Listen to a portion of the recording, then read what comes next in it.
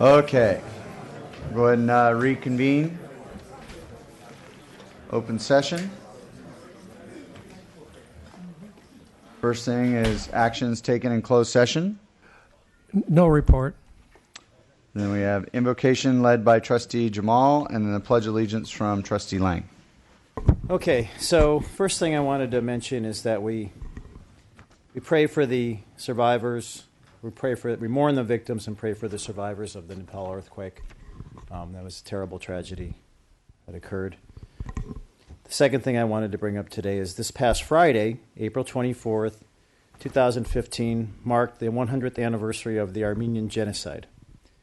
On April 24th, 1915, the Ottoman Turkish government placed under arrest and summarily executed over 200 Armenian community leaders, poets, and intellectuals.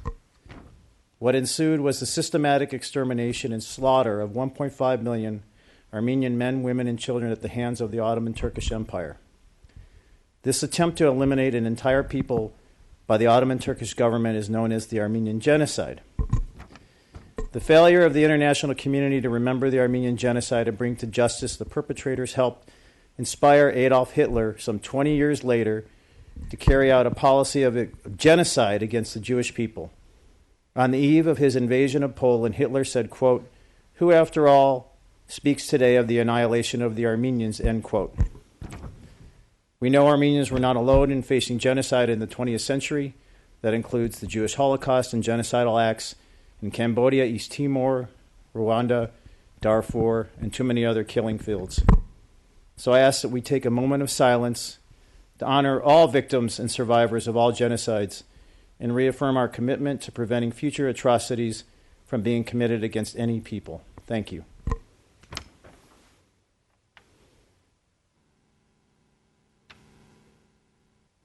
Thank you. Please join me as we salute the flag to this great nation. I pledge allegiance to the flag of the United States of America and to the republic for which it stands, one nation, under God, indivisible, with liberty and justice for all.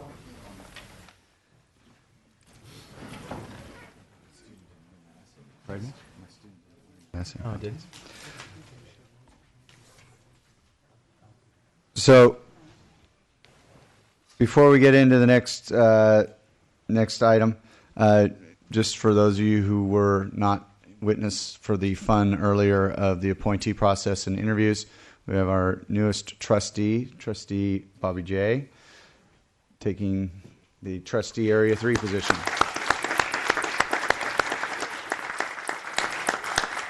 Welcome. We are going to make one quick bump in the agenda. Sorry, Keefe, I'm going to go ahead and let the basketball team go because they have to get to class. And we know you're stuck here all night. So if we can go ahead and do the resolution for the Saddleback College men's basketball team, please.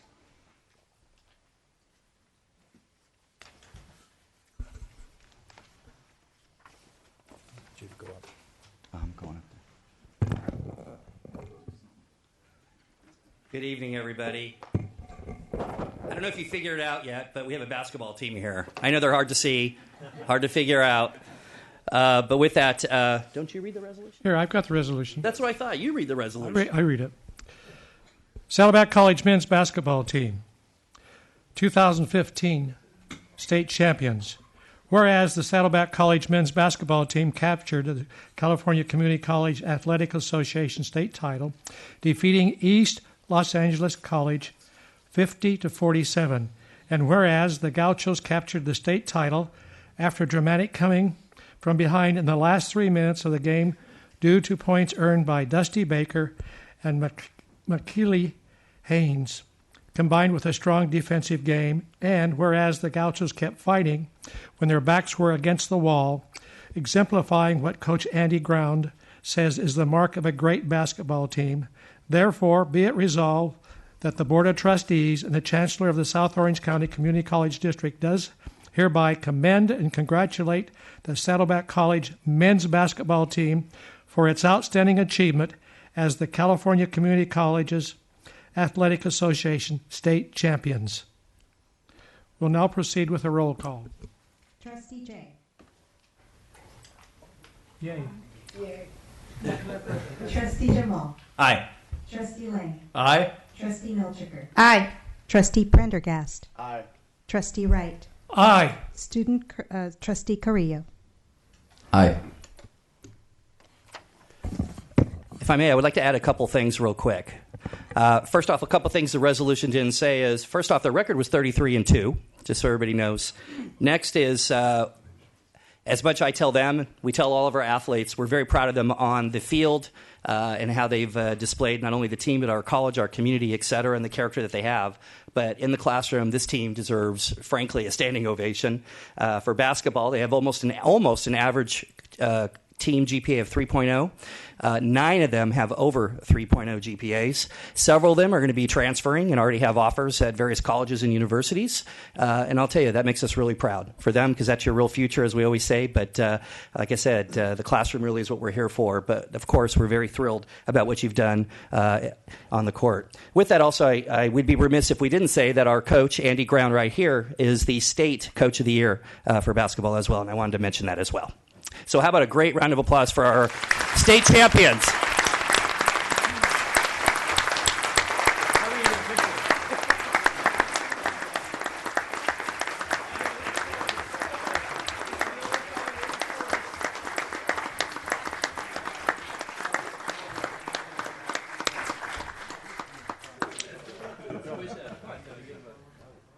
This is weird. We're in the front.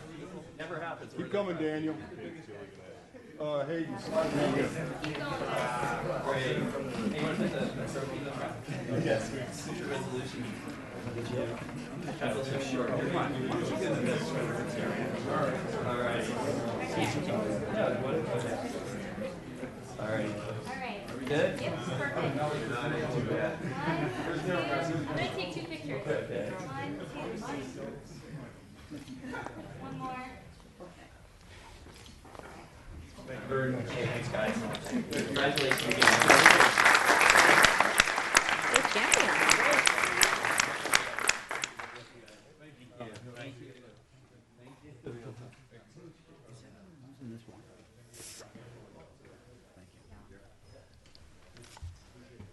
Want this too?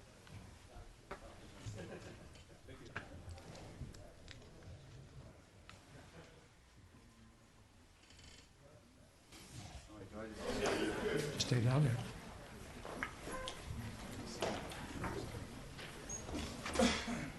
I'm going to go back.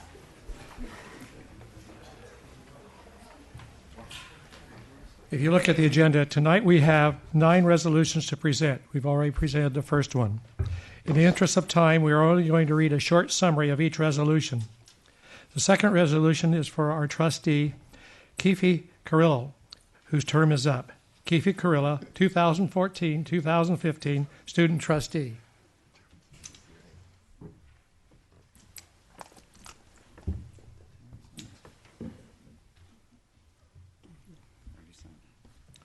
Whereas Keefe Carrillo served as the elected student member of the South Orange County Community College District Board of Trustees for the 2011-2015 academic year, representing more than 40,000 students each semester, and whereas Keefe Carrillo provided an active conduit ensuring that the students' voice be considered and recognized as an integral part of the district's governance, and whereas Keefe Carrillo participated in a myriad of activities, including Chancellor's opening session, the A400 groundbreaking, the IVC Foundation retreat, the 9/11 ceremony, Solar Decathlon kickoff, IV speech and debate conference, and a run for the state student trustee.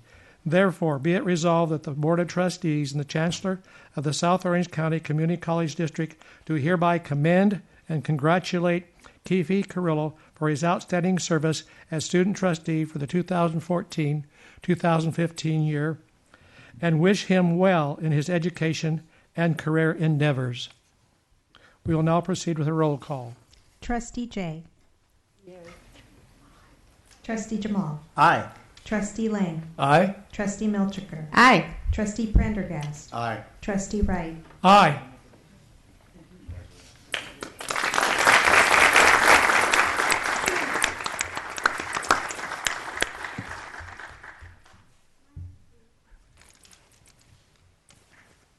Before I let Keefe say a few words, I'd like to think that I had a lot to do with the success that he's seen for the one day he was in my class before he transferred to Tustin High. What? I would say I. Okay, so I have a whole speech here, but for the sake of time, I'm gonna cut through it and just kind of skip to the very important parts. So, first of all, I'd like to thank you for giving me this resolution, my fellow colleagues, Board of Trustees. It's been an honor working here for the district and representing the students, and I really appreciate it. Let's see, I want to cut to the very important parts. Okay. I would not have been able to accomplish anything, absolutely anything today, transferring to a four-year institution within 2 years successfully, if it wasn't for Saddleback College, Irvine Valley College, and, of course, ATEP, if it wasn't for their support. So I'd like to go ahead and thank all institutions for really just opening the door for me and giving me this opportunity to transfer successfully. Just like all the other 42,000 students here at our institutions that are trying hard every day and just working hard every day to, meet their goals. So I'd like to thank all three institutions for that. I would also like to thank Chancellor Gary Portner for being my friend and for keeping me, I guess you can say, in the right position as a student trustee and really just mentoring me as a friend and teaching me the way that it's supposed to be as a student trustee. So thank you, Chancellor Portner, for that. Thank you, Board of Trustees, fellow board members, for really showing exemplary service towards your community and being there for the students and always representing the college's best interest, the district's best interest. I appreciate that, and I'm very sure the students appreciate it the most. So thank you for that. I would like to thank certain people in particular, and just really quick. So I'd like to thank my friend and colleague here, President, ASIBC President Safar Makhmadov. This guy has been my colleague and one of my good friends for a very long time now. And if it wasn't for him, I probably wouldn't be standing where I am today. So thank you for him for his support. Thank you, Dr. Fontanella, for being my mentor and for teaching me well in life. And hopefully I can carry on and keep doing what's right and keep serving, people in my community. And I would also like to thank Vice President Tim Jemal for everything that he's done. He's been my mentor, and I've been learning from him a lot. Kind of, when you're a student trustee, you kind of just, you sit with the board, you get a feel for it, and you really learn the way that things are being done, how things are supposed to be. And, I'm going to cut it short. So thank you, and I appreciate the award. Thank you.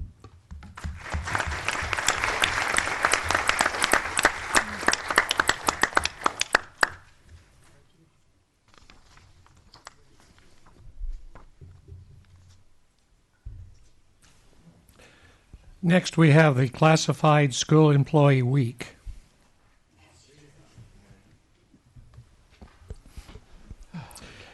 Whereas Classified School Employee Week provides valuable skills, services, and support to students, faculty, administrators, and staff of the South Orange County Community College District, and whereas classified school employees contribute significantly to the establishment and promotion of a positive and supportive instructional and learning environment, and whereas classified school employees play an important role and vital role in providing for the health, welfare, and safety of students and staff, therefore be it resolved that the Board of Trustees and the Chancellor of the South Orange County Community College District do hereby recognize, honor, and appreciate the many contributions of the classified employees to quality education in California and in our district, and declare the week of May 17th to May 23rd, 2015 as Classified School Employee Week.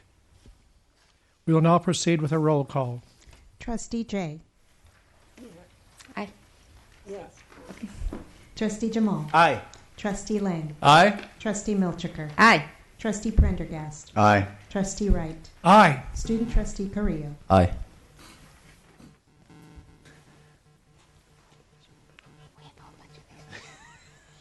I'm realizing that now.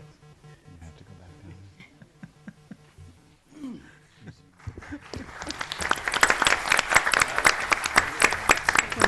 I just want to remind everybody that it was Governor Ronald Reagan that first proclaimed Classified School Employees Week in 1969, stating that the classified employee is proud of their status and the integral part they play in the total field of education throughout the state of California.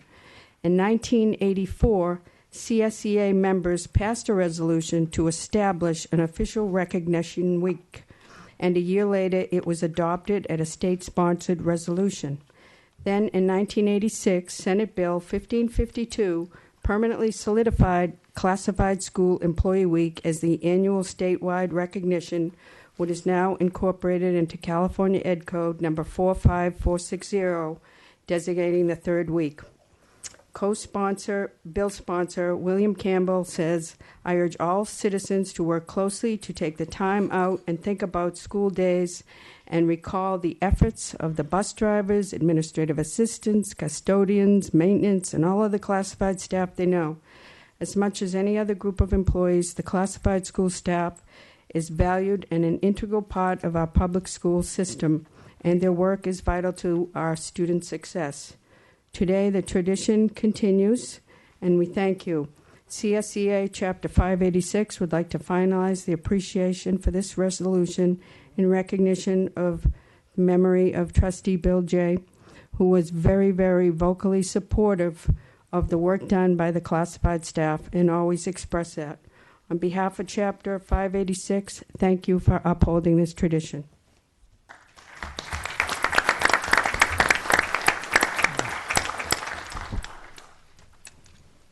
Okay, next we have Professor of the Year.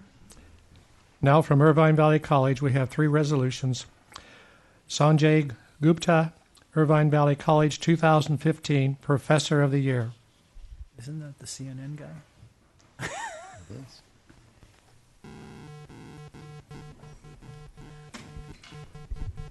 He did? I didn't know that.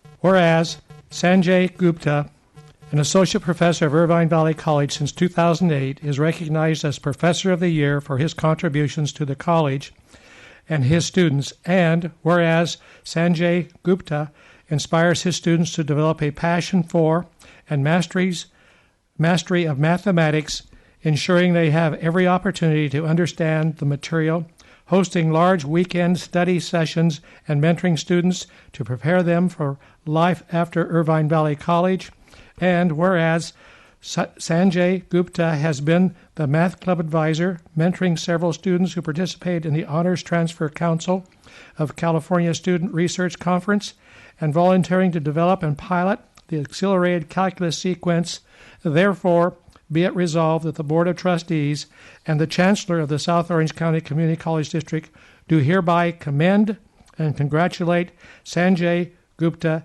as the Irvine Valley College Outstanding Professor of the Year.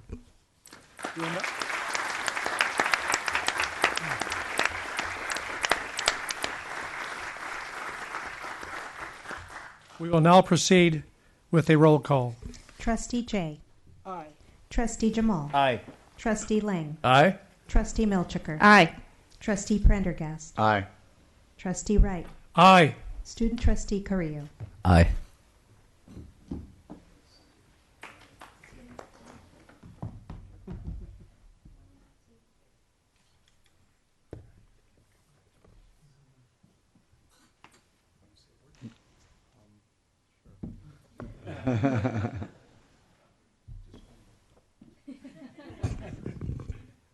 I just want to thank Irvine Valley College for the support for the past 7 years, and also to my parents who led me down this road of teaching.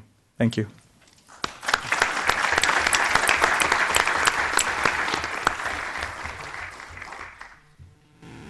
Jack Appleton, Irvine Valley College 2015-2016 Part-Time Professor of the Year.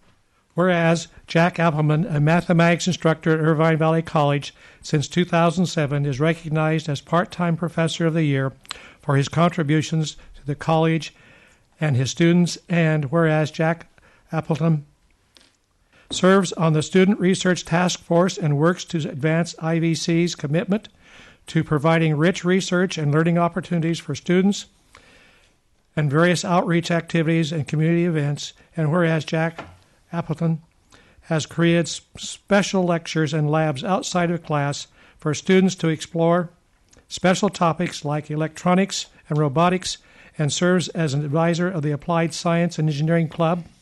Therefore, be it resolved that the Board of Trustees and the Chancellor of the South Orange County Community College District do hereby commend and congratulate Jack Appleton as the Irvine Valley College Outstanding Part-Time Professor of the Year.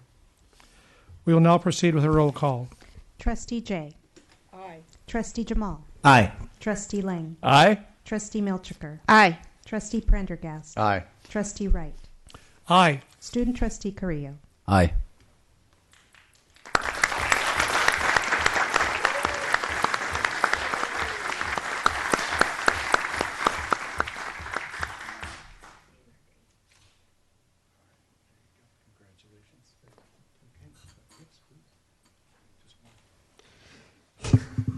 Thank you very much. The recognition feels really good.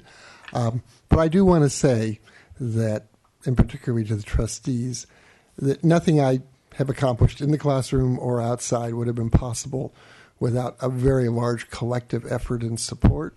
And it, starts in very many places. I mean, it's hard for me to be exhaustive in telling you how important the cohesiveness and support of the organization has been at allowing me to excel, allowing my students to excel. And it starts in just so many places.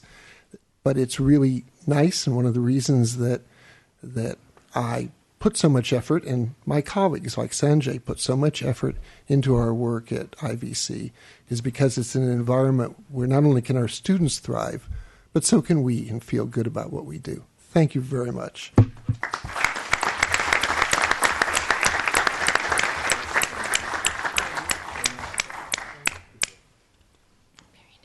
Next, we have Cecilia Kim, Irvine Valley College, 2015 Emeritus Professor of the Year.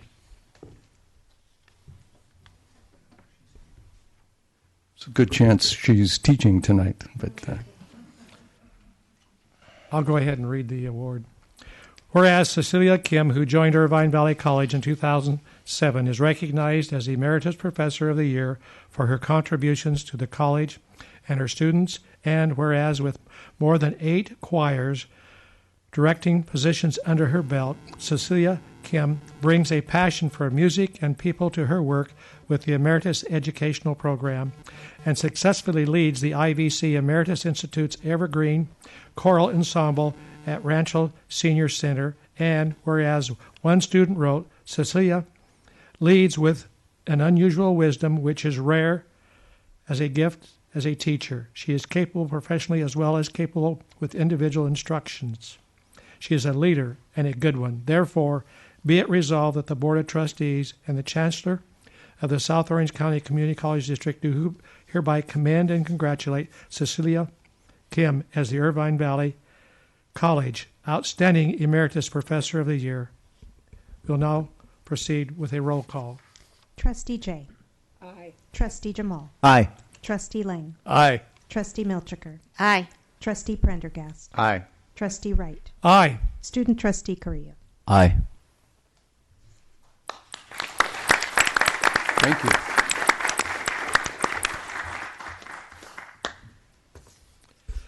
Now from Saddleback College, we have 3 resolutions. Dr. Karah Street, Saddleback College Professor of the Year.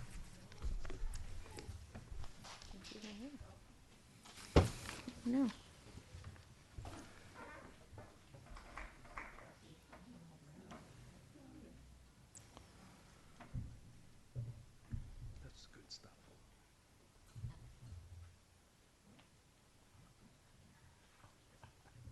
Whereas Dr. Karah Street, a full-time biology instructor at Saddleback College since 2005, was named Saddleback College Professor of the Year. And whereas students in the Saddleback College nursing program say that Dr. Karah Street is an integral component of their educational journey, and that graduates still think about her and her lectures on a daily basis. And whereas Dr. Karah Street, students describe her disciplined nature, brilliant mind, honesty, and sense of humor as just some of the reasons for this well-deserved recognition. Therefore, be it resolved that the Board of Trustees of the South Orange County Community College District does hereby commend and congratulate Dr. Karah Street for her outstanding dedication to her students and well-deserved recognition as Saddleback College Professor of the Year. We'll now proceed with a roll call. Trustee Jay. Aye. Trustee Jemal. Aye. Trustee Lane. Aye. Trustee Milchiker. Aye. Trustee Prendergast. Aye. Trustee Wright. Definitely aye.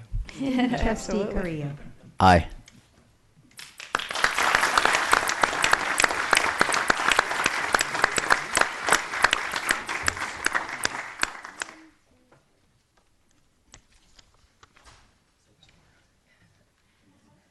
Say a couple words. I give an impromptu speech like I lecture. I just make it up as I go along. I want to thank you all for the recognition. And those of you who know me know that I'm happiest being in the corner of the hive, being the good worker bee that I prefer to be. So I'm going to say thank you and return to my corner of the hive. Thank you.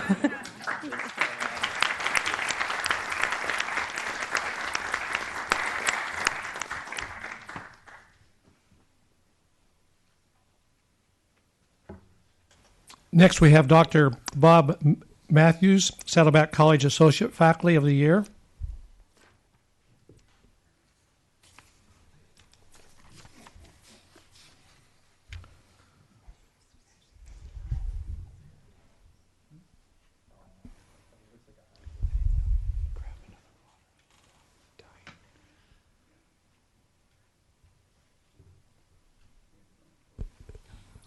Whereas Dr. Bob Mathews, a psychology instructor at Saddleback College since 1999, was named Saddleback College's Associate Faculty of the Year, and whereas Dr. Bob Mathews is beloved by his students who praise his passion for teaching and gift for passing his enthusiasm for the class material to his students who learn how to apply it to their everyday lives, and whereas Dr. Bob Mathews is an ever-positive cheerleader for the college and its employees and students, sending congratulatory emails to colleagues for their accomplishments and commending students for their achievements. Therefore, be it resolved that the Board of Trustees of the South Orange County Community College District does hereby commend and congratulate Dr. Bob Mathews for his outstanding dedication to his students and well-deserved recognition as Saddleback College's Associate Faculty of the Year. We will now proceed with a roll call. Trustee Jay. Aye. Trustee Jemal. Aye. Trustee Lane. Aye. Trustee Milchiker. Aye. Trustee Prendergast. Aye. Trustee Wright. Aye. Student Trustee Carrillo. Aye.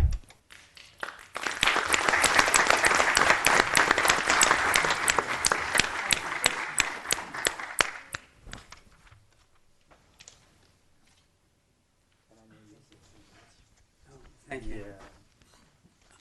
I'm sitting over there at the end of the hive with Dr. Street. Just a couple of things I want to share with each and every of you. The honors just beyond me. To have this bestowed upon me as a part-time faculty. I've been teaching 28 years in various places all over the United States. I want to thank the board, I want the college, certainly Dr. Burnett, Todd, certainly the students and my colleagues for being an amazing group of people. This is family to me. It is an honor to teach at this college and to have the recognition. I'm just speechless. I would share with you this.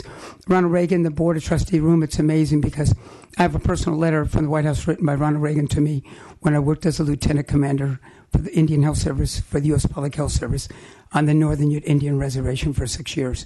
And also I worked for Surgeon General Keefe, and I'll close with this. Surgeon General Koop used to say that leadership sets the tone. So if you have good leadership, the board, the president, the vice president, the college, the students, and the faculty and all the advisory personnel there, the tone is set. So what could we do but be the best that we can be? I want to thank each and every one of you for your time and certainly for this an amazing award, and I appreciate each and all of you for that.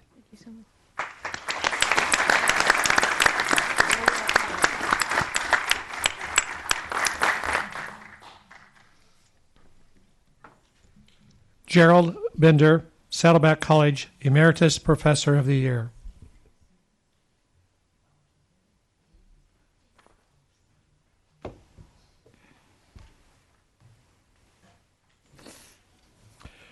Whereas George Bender, a philosophy, English, film, humanities, and psychology instructor at Saddleback College since 2008, was named Saddleback College's Emeritus Professor of the Year.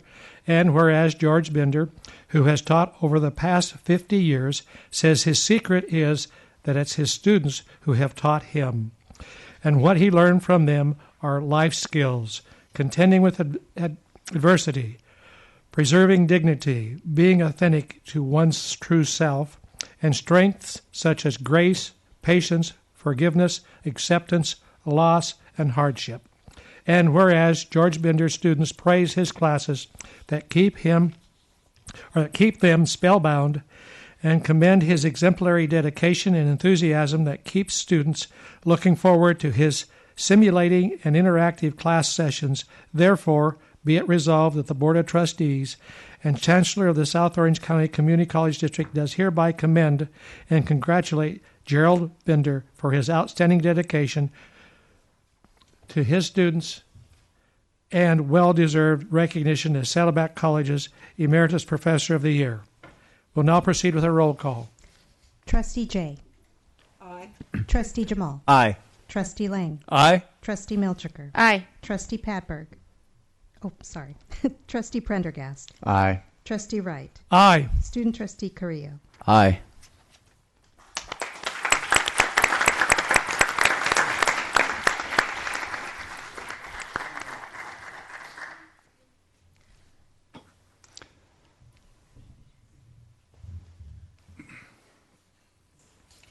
Well, life is certainly full of surprises and gifts. A week ago tomorrow, Tuesday, I was told by my psychologist that this blood clot in my heart is now neutralized. God, that was great news. So that damn thing is not going to kill me yet. That was a great gift, and that's what so much of this latter part of my life seems like. It seems like yesterday, really. But it was 51 years ago when I was young and full of overconfident and full of everything that I was ushered into a housing project, abandoned 3-bedroom unit that was converted by the LAUSD into what we used to call storefront schools. And there were my students, all these paroled felons who I was assigned to teach literacy skills to, get them all ready for the GED. And that was the day that this is the job for me, working with adults. And I've just had a love affair. It's not a job, it's not a career, it's not an occupation. It's just really been a love affair for me. And what an extraordinary place Emeritus is. When I first met Sandra Marzilli and then Todd Burnett has come here. Now Dan Predol is here. It is a special, special place to be working with adults. Every class is extraordinary. You never know who's in that room with you. It could be a retired ambassador, a psychiatrist, a physician, a housewife who raised 4 or 5 or 10 kids, people who have taught me so much about life. I only teach them what's in books. And they say, oh, no, you're wonderful. But the great secret is these students are extraordinary. They're wonderful. They make my day. I hope to just go on and keep all my marbles and be able to do it for a long, long time. But I deeply appreciate the honor. I thank all those teachers way back there who somehow saw something in me I couldn't see in myself. This inner city, working class dope, But they gave me one break after another. The truant officers, the cops on the beat, the teachers, the principals, the professors at school must have seen something in me. So it's really due to them and all the wonderful colleagues I've had and the extraordinary support from the administrations wherever I worked that I get to be here today and receive this. So I'm deeply appreciative, and I thank all of you, and I thank all of you for being committed to education, lifelong learning. It's an extraordinary, wonderful thing to be part of. So I deeply appreciate being here, and thank all of you.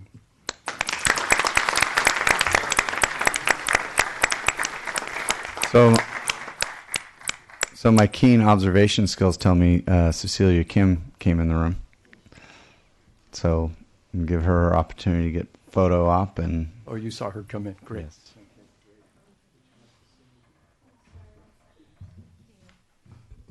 Wow. The first of all, please excuse me, my language limit. I didn't expect like this.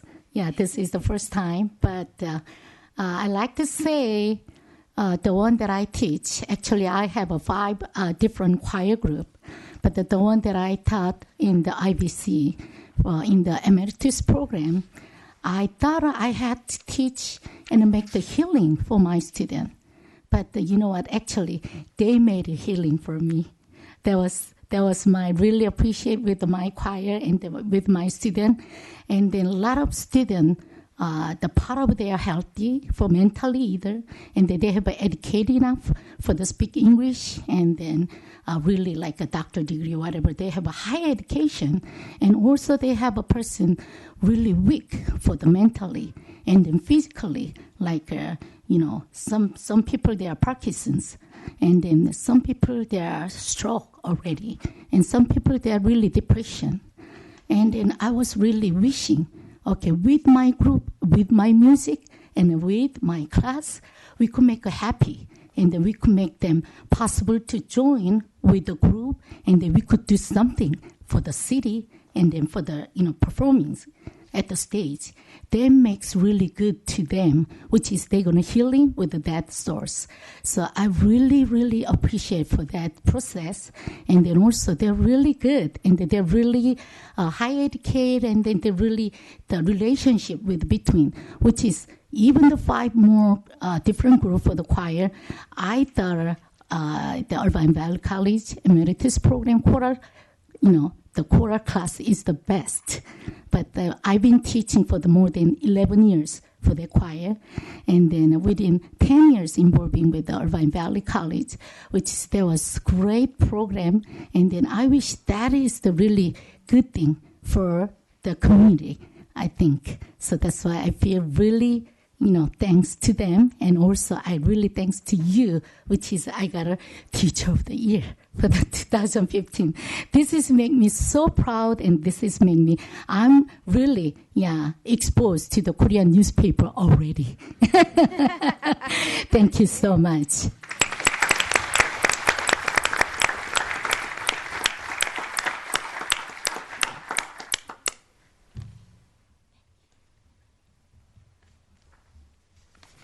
So that concludes our resolutions. Congratulations to everyone. Next, we have commendations. We have Saddleback College President Todd Burnett. Thank you. If we could have Dean Kevin O'Connor and Professor Schaefer and all the students please come up. Trustees, as you should be sitting there, you have a copy of the latest edition of The Wall. We are very excited and thrilled to again congratulate our Wall Journal, which won, again, the national award. The Wall Literary Journal received first place award in a national competition sponsored by the American Scholastic Press Association, which is a New York-based organization that annually honors excellence in campus publication. This is the 3rd year in a row that the Wall has earned this distinction for its content and design. Now in its 15th year, Wall Literary Journal annually features the poetry, short stories, personal narratives, artwork, and photography of Saddleback College students. Wall is produced by students in English 160, which is a 3-unit class that involves reading and reviewing submissions, copy editing, layout, graphic design, and publicity. The 128-page literary journal is produced during the spring semester and distributed on campus at the beginning of the fall semester. The following students were involved in producing the award-winning 2014 edition of Wall, and Kevin O'Connor. Oh, no, you can hand it out. How's that, Mr. Dean? First, we have Sterling Arthur Leva, who's the editor-in-chief. Annabelle... Oh, okay. We'll do each one. Annabelle Santos, who's the graphic designer and layout editor. Ryan Van and Sarah Anderson, that are fiction editors.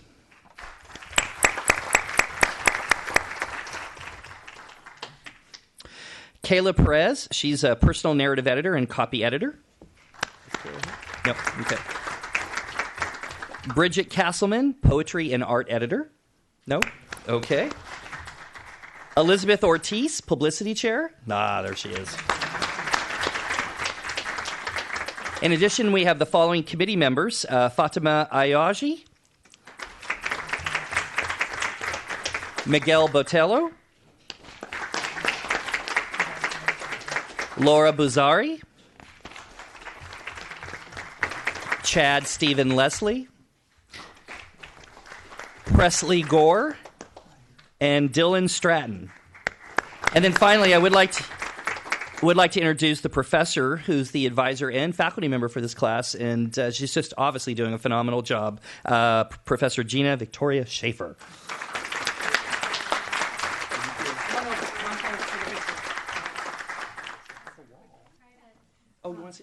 Just very quickly, the staff and I would like to thank Dr. O'Connor, Dr. Burnett, and the Board of Trustees. With your ongoing support, we'll keep Wall climbing higher and higher. Thank you. Thank you.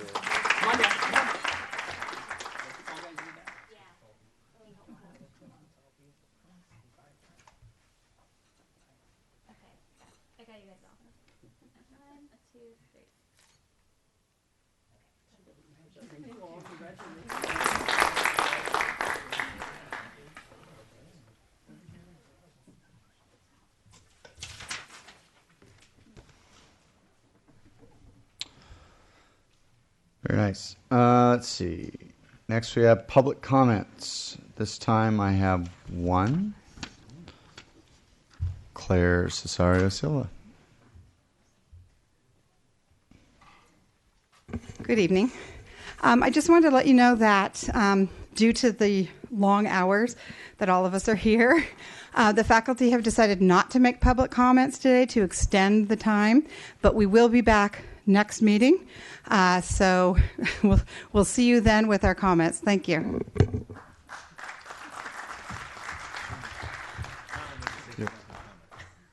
You'll be back to thank us, right? Okay. So next we have board reports. Please remember to limit yourself to 2 minutes. We'll start with Trustee Lang so that Trustee Jay can get an example of how this works. Very good. First of all, I want to congratulate our newest trustee, Trustee Jay, and welcome her to the board. And good luck. Please, I'm sure I extend this from all of us. If there's anything we can do to make it easier for you, let us know. I wanted to personally acknowledge and thank our student trustee, Keefe Carrillo, on the excellent job that I thought he's done all year in representing students in our district on this board. He has also let me know that he's going into my profession, which obviously is a sign of great intelligence on his part. And so I want to wish him well in all of his future endeavors. Also, congratulations again to our state champion men's basketball team and all the individuals and organizations that we've recognized here tonight with our resolution. Terrific job, everyone. I, like most of my fellow board members, participated in the listening sessions that we attended at both colleges to hear the concerns and comments of the faculty and classified employees. These sessions are very valuable to me, and I suspect that's true for all of my fellow trustees, although I believe that all the constituent groups are well represented by those leaders that we have here that represent you. I think the personal interaction and accessibility to all interested individuals is important and appreciated, and those comments do inform our decision making.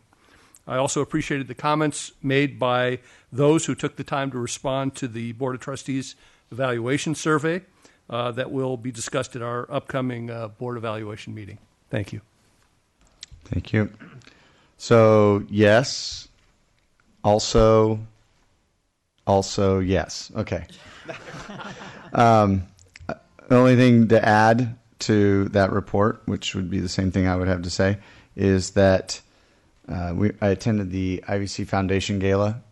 I was able to make that, and without stealing what everyone else wants to say about it, will just go on the record that yes, indeed, I did go for more money than the mayor of Irvine. So, lunch with me is valuable. And do you want to say who was the? For full disclosure, it was Dr. Rockmore's wife, but yeah, highest bidder there. Thank you. Okay. First, Bobby, congratulations on becoming the newest trustee. I look forward to working with you as a colleague. Congratulations again. Keefe, well-deserved commendation. You're a young man with a lot of aspirations, which is fantastic. You have a lot of ambitions, and I know you're going to turn into that something special. Don't become a CPA. No, I'm just kidding. Third thing is, absolutely, this is phenomenal. State champ. It is so hard to win a state championship in anything. And for them to do that, for Saddleback College, for the men's basketball team to do that is fantastic. I assume the governor has already extended the invitation to the State House? Oh, yeah. Okay. I concur with Trustee Lang's comments on the listening sessions and how valuable they are to us. They're not perfect. I know many of you attended them. Some start faster than others. The second one at IVC gained momentum, I think, towards the latter two-thirds of it. It is extremely valuable, and we are listening, and we do want to be able to take action on items that are actionable. And I think, as Trustee Lang just mentioned, those items, including your survey that the employees responded about us, will be taken up at an upcoming board evaluation session. Last thing I want to mention is the IVC Foundation Gala. This is my third IVC Foundation Gala that I've attended, and I want to say it far surpassed the last two Foundation Galas by a wide margin. And I think everyone at IVC should be really proud of what you did, taking that gala from where it was 2 years ago, where I was, to where it was a couple of weeks ago. Congratulations to Dennis Gordon, Diane Oakes, Karen Orlando, and to you, Glenn, and the whole IVC team. Well done. Okay. Trustee Wright. Again, congratulations, Bobby. Let us know how we can help you. And again, my sincere congratulations to Keefe. I did talk to him for a few minutes before the board meeting. He'll do well in college. He's going to Cal State Fullerton. I want to, again, echo my appreciation for going to the Irvine Valley College Celebrating Excellence Foundation Award Dinner. Well done. And the wonderful, and they had it at the Lion Air Museum. It brought back some memories on some aircraft and other things, and I thought it was well done. I attended the 2015 Saddleback College men's basketball team banquet that was held on April the 14th. Well done. Coach Andy Brown had a lot of great things to say about his players. He recognized each one of the players there, and it was a wonderful evening that I attended that evening. I also attended the Student Success Summit 2015 for Saddleback College, Irvine Valley College, held at Saddleback College on Friday, April the 17th. The keynote speaker was outstanding. He gave us a lot of data and a lot of thoughts about student success. The listening sessions were wonderful, both here at Saddleback College and Irvine Valley College. I missed them last year because I was in the hospital, but they were well done. And we appreciate the comments that the classified staff and the faculty made. I also attended the memorial service for Professor Julie Bright on Saturday. Julie was a wonderful faculty member. We served also as deans for a couple of years, but we were celebrating her life and her laughter. And it was a wonderful, wonderful event.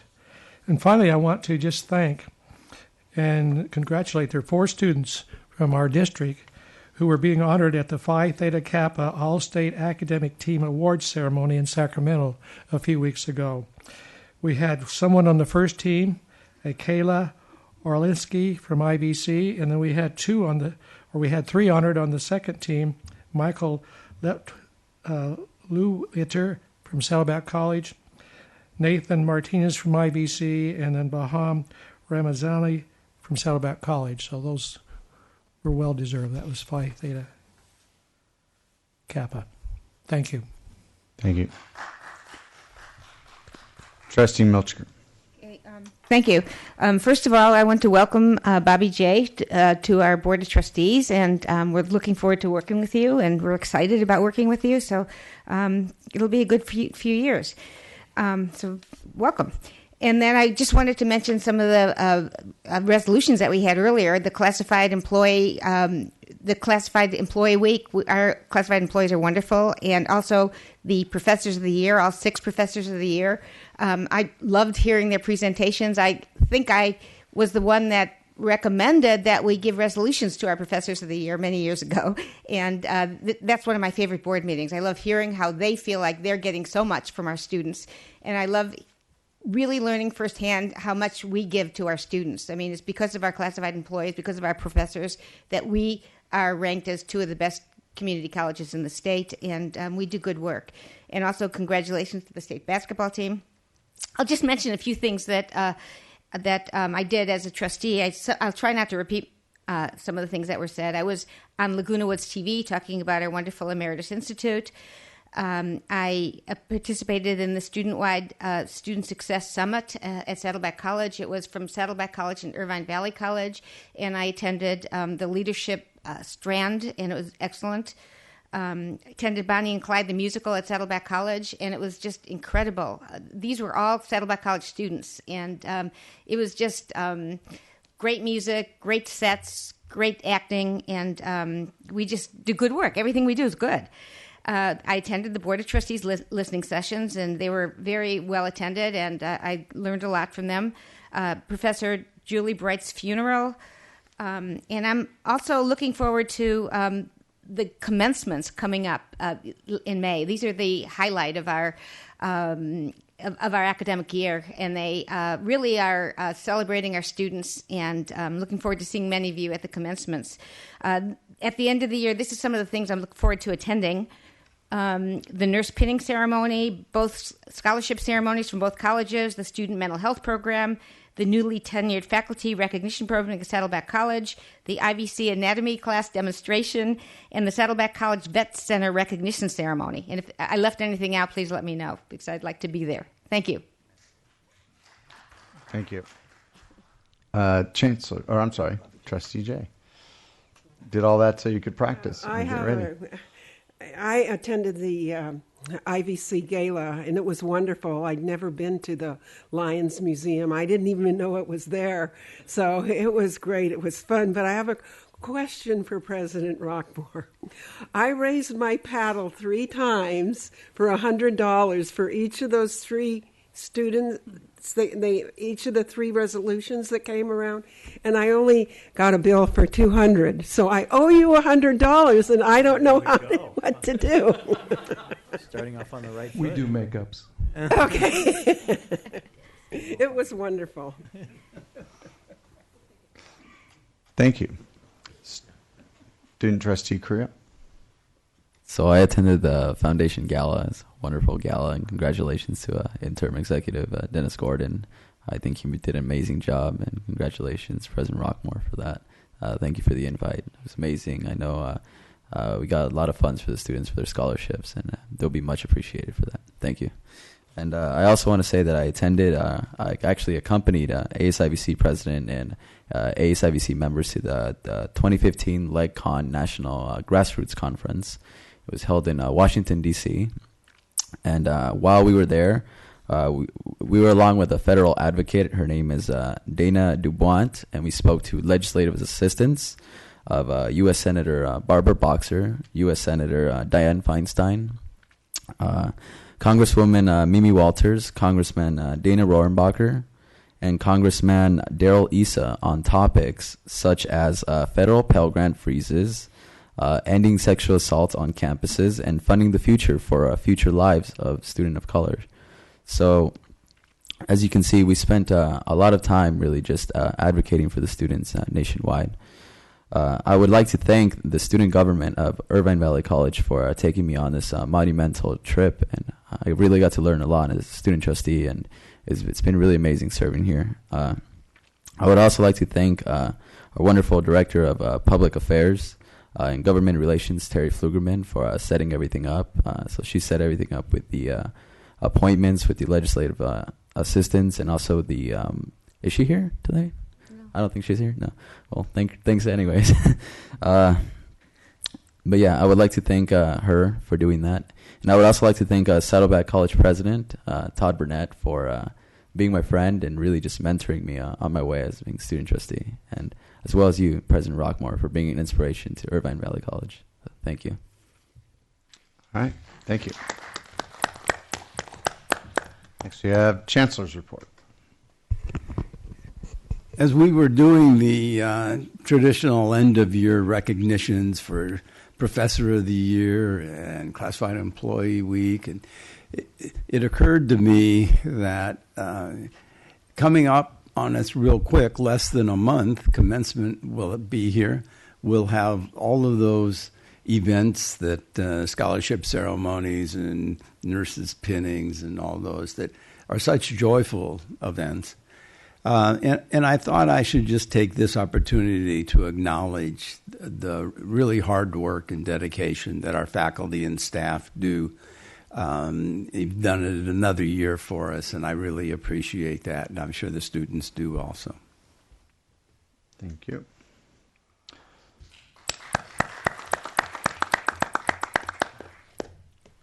So we have ASIVC is here. All right. All right. Good evening. Safar Mahmadov, the President of Associate Student Government at Irvine Valley College. I'm not going to repeat what Trustee Keefe already said, but I would like to thank the Board of Trustees for their support in approving ASIVC members to attend the National Grassroots Legislative Convention. We had an amazing time. And also it is important to note that we, the student government, were the first one to attend this convention and also to advocate on behalf of students at the national level. So I hope that we set precedent for the next student government of our colleges. Associate Student Government, ASIVC generously sponsored 5 tables at this year's Irvine Valley College Celebrating Excellence Foundation Award Dinner. And I'm happy to report that our ASIVC Vice President Michael Chan was recognized for student excellence. ASIVC was selected by the California Office of Traffic Safety and iHeartMedia to host National Distracted Driving Awareness College Tour on our campus last Thursday. The tour brought attention to dangers of texting while driving, as well as educated students about the dangers presented by distracted driving, as well as in fun and attractive ways. Local law enforcement agencies were on hand with a wealth of safety and preventive information, which provided students, staff, and faculty the opportunity to honor all the lives lost to a distracted driver. Lastly, with the finals around the corner, and as a student, I recognize that how stressful this time of the year is for our students. So to ease some of the stress, we plan to offer stress relief by bringing therapeutic puppies, aka fluffy puppies, to our campus. Plus, we also plan to offer emergency kits with the power bars, scantrons, and few words of wisdom during the next week's Cram Week. And I know my time is up, but as many of you know, the student government, the presidents, they are elected for 1 year, and I believe this would be my last report as a president of the student government. So it was my honor to serve as a president, to serve the students and be part of this great institution. So I would like to thank all of those who supported us. Thank you.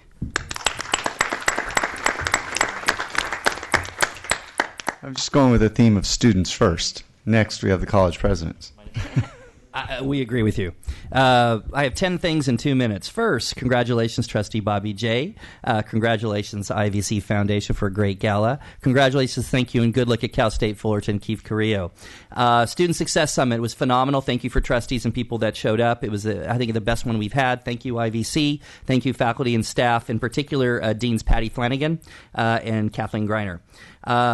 Another great thing, our forensics team in speech and debate placed 4th in the nation, at the annual national tournament in Ohio. That was 4th out of 59 large school division colleges and universities. Those places included UCLA and Cal State Long Beach, Cal State LA, and they beat them all. So we're very proud of them. And several students won gold, silver, and bronze medals in 11 categories. Fourth, unfortunately, not so good news. While we have been celebrating so many great accomplishments, as you all saw, and about 4 times, I just sent out condolence messages. It was an unusually sad month. We miss already very much our nursing professor, Julie Bright, ESL part-time faculty member Janice Jensen, Spanish part-time faculty member Manuel Cortez Rangel, and student Zach Cornwall, who just played in fall on our men's football team. Our hearts and prayers go out to the families. Upcoming events and announcements. First off, on Wednesday, I'm very excited. In 2 days, we'll be sending out, finally, our formal comprehensive economic and workforce development report, and equally as important, the new leadership that's going to help us put that forward. We'll be announcing 3 people, the new Dean of Economic and Workforce Development and Business Science, new Dean of Advanced Technology and Applied Science, and new Director of Economic and Workforce Development. Very excited about it. That'll be a national press release. On May 13th, we have a new tenured faculty reception for our 13 new tenured faculty. We'll be on the Fine Arts May 13th at 4 p.m. Scholarship ceremony is on Friday, May 15th at 3 p.m. in our gym. We'll be presenting over $700,000 to over 400 students. And finally, yes, commencement, folks, Friday, May 22nd, 9 a.m., the gym. Almost made it. Almost. President Rock. Okay, thank you very much. First of all, congratulations, Trustee Bobby J. It was a delight to see you appointed here this evening. And farewell to Keefe Carrillo, Trustee Carrillo. And it's been a pleasure working with you and speaking with you as we had on many different occasions. One thing I would say is, have you considered geophysics? It's a great career, plenty of jobs. Anyway, best of luck to you and your future, your future goals. And thanks everybody in terms of recognizing the foundation dinner. I need to be honest though, that was one of the first times I've seen the entire campus turn out to play a role in putting that event together. Part of that was due to what Trustee Jemal had mentioned, is we went through 2 bad years. And IVC was not going to stand for that. So everybody came out and everybody had a part in it and made it what it was. And so I congratulate the entire campus for stepping up and doing that. It was great for our students.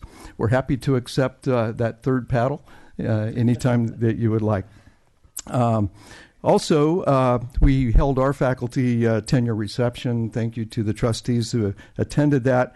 It's one of the most pleasurable things that I do, besides hiring faculty, but having the opportunity to watch them progress through the tenure process. And so it was a very nice event. Time to get your pins out again, because we're going to bring you a state championship. Our men's tennis team went to state champs, and so we'll bring that for you. I'd like to also congratulate our 3 faculty who made it through the Teacher of the Year process. All great folks, like all of our faculty are. And then just two quick things. Our Model UN took its fourth consecutive Outstanding Delegation Award at the MUN New York Conference. And then you've mentioned the IVC Phi Theta Kappa honors for two students, Kayla Orlinsky and Nathan Martinez. And I need to mention that the advisor for that team is right behind me, Professor Kurt Meyer.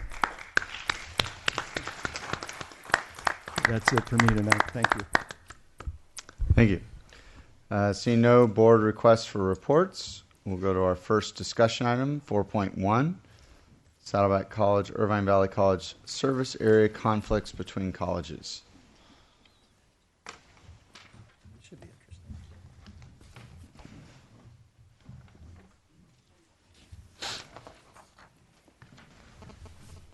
Gary, can you Okay, thank you very much. I'm going to kick us off here tonight, and I would like to thank the trustees for bringing forward this very important topic.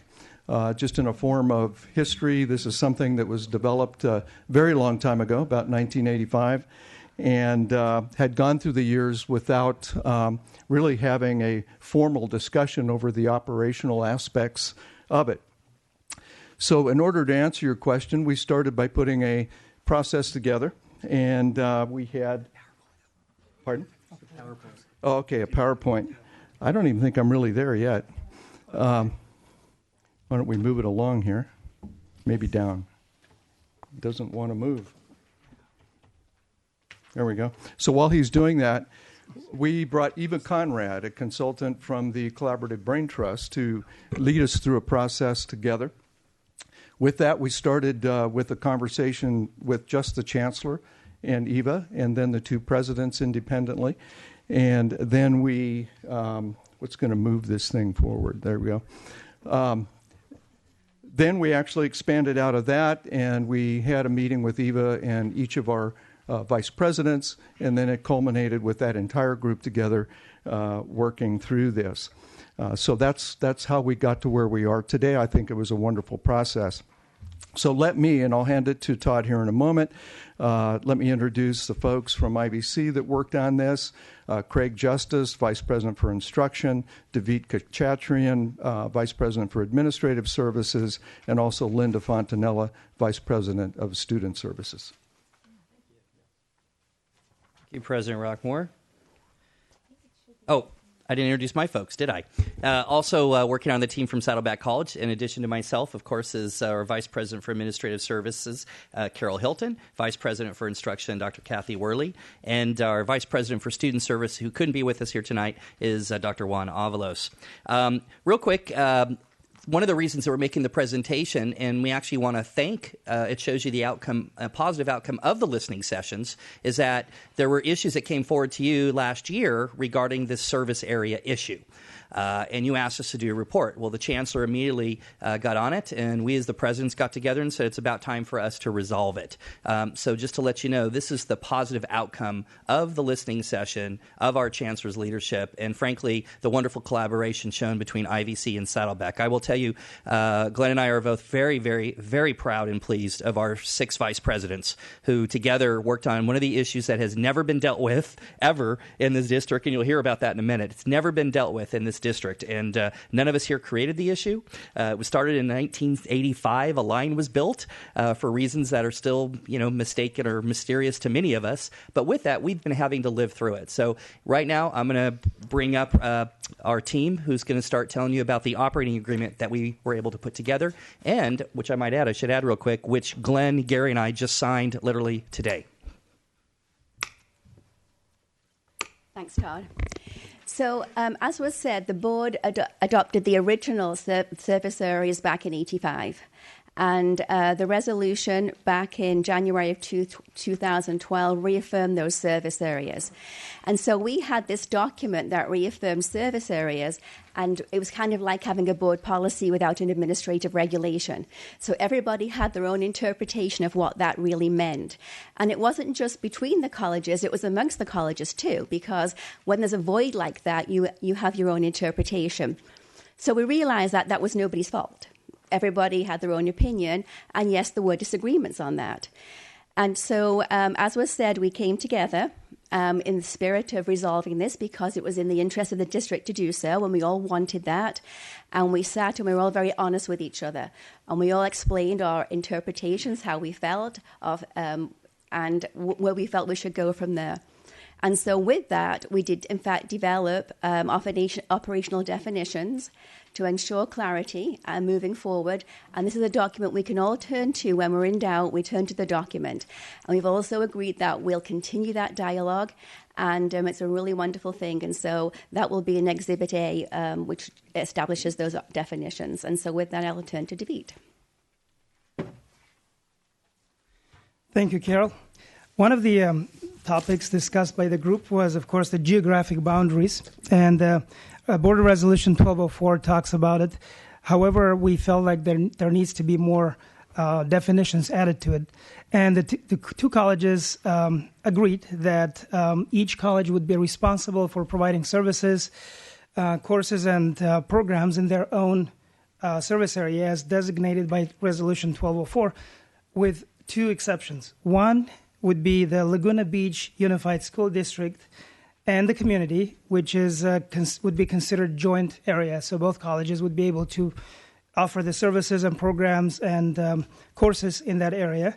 And of course, it has to be done in a coordinated manner so it doesn't create confusion and eliminates any, sort of redundancies between the two colleges.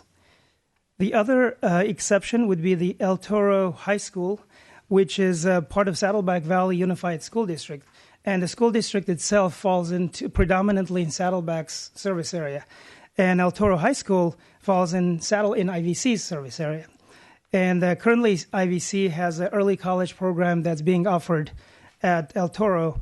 And the agreement states that the current cohort of students who would graduate in June 2017 will continue to be served by Irvine Valley College. And of course, this also would be communicated to the school and to the school district, so there is no misunderstanding or confusion about the transition. The other concept that we discussed in the group was it was a fun one, the right of first refusal. And originally, folks called it first right of refusal, so we corrected ourselves pretty quickly. And this concept, there are two main scenarios that could play out. One is if one college receives an invitation from an organization to provide courses or programs from the other college's service area, then the first college would ask the other college to either accept or refuse the invitation or to offer the course. And in the case the other college refuses it, then the first college would be able to move forward. This is confusing, so let me plug in some names. Let's say IVC receives an invitation from an organization or institution from Mission Viejo, so Saddleback College's service area. IVC would ask Saddleback College to either accept or refuse the invitation, and if Saddleback chooses not to offer that course or program, then IVC is cleared to go forward. The other example would be if a college receives an invitation from an organization in its own service area, however, that college doesn't have that course. In that case, rather than saying no, the first college would extend that offer to the other college to give them the opportunity to provide the course or the service. Like I said, this was a fun topic. The third, it's kind of related to this, would be the solicitation of invitations. Because when you talk about first right of refusal or right of first refusal, you would have to be careful as far as soliciting or not soliciting invitation from the other college's service area. So we agreed as a group that the administrators, managers, faculty, and staff will not solicit invitations to provide programs, courses, and services in the other college's service area. And if that if such occurrence would happen, we would have to kind of raise up to the president's level and talk about that and see what happened and go from there. With that, Section 4 talks about specific student services, and I would like to turn it over to Linda Fontanelle. Thank you, David. Good evening. Dr. Avalos and I had many discussions about the outreach services. We believe that the key to our success for implementing the outreach services will be somewhat repetitive to what David said, and that will be our willingness to live up to the agreement for each college to continue to provide student services in their own designated area, and for Juan and I to be very active in emphasizing to our staff that it is not appropriately to actively solicit invitations in the other colleges area. Our outreach services fall under two primary categories. They are the routine services and then those services that require that right of first refusal protocol. Routine services are those events whereby several colleges, including those services, including college fairs where not only IVC and Saddleback might be there, but many other colleges might attend, college fairs, general financial aid workshops, quad sits, and just workshops in general that the colleges may want us to come out to. When the opportunity arises, and we think this is going to be phenomenal, that we will join together to provide joint workshops and presentations to the schools. Services that require the right of first refusal protocol are identified as those services for which we are required to report our activity to the Chancellor's office. So in other words, they are those matriculation services that we get an allocation for. Assessment testing, student educational plans, both the initial plan and the comprehensive plan, our orientation services, and any follow-up services to those three core services.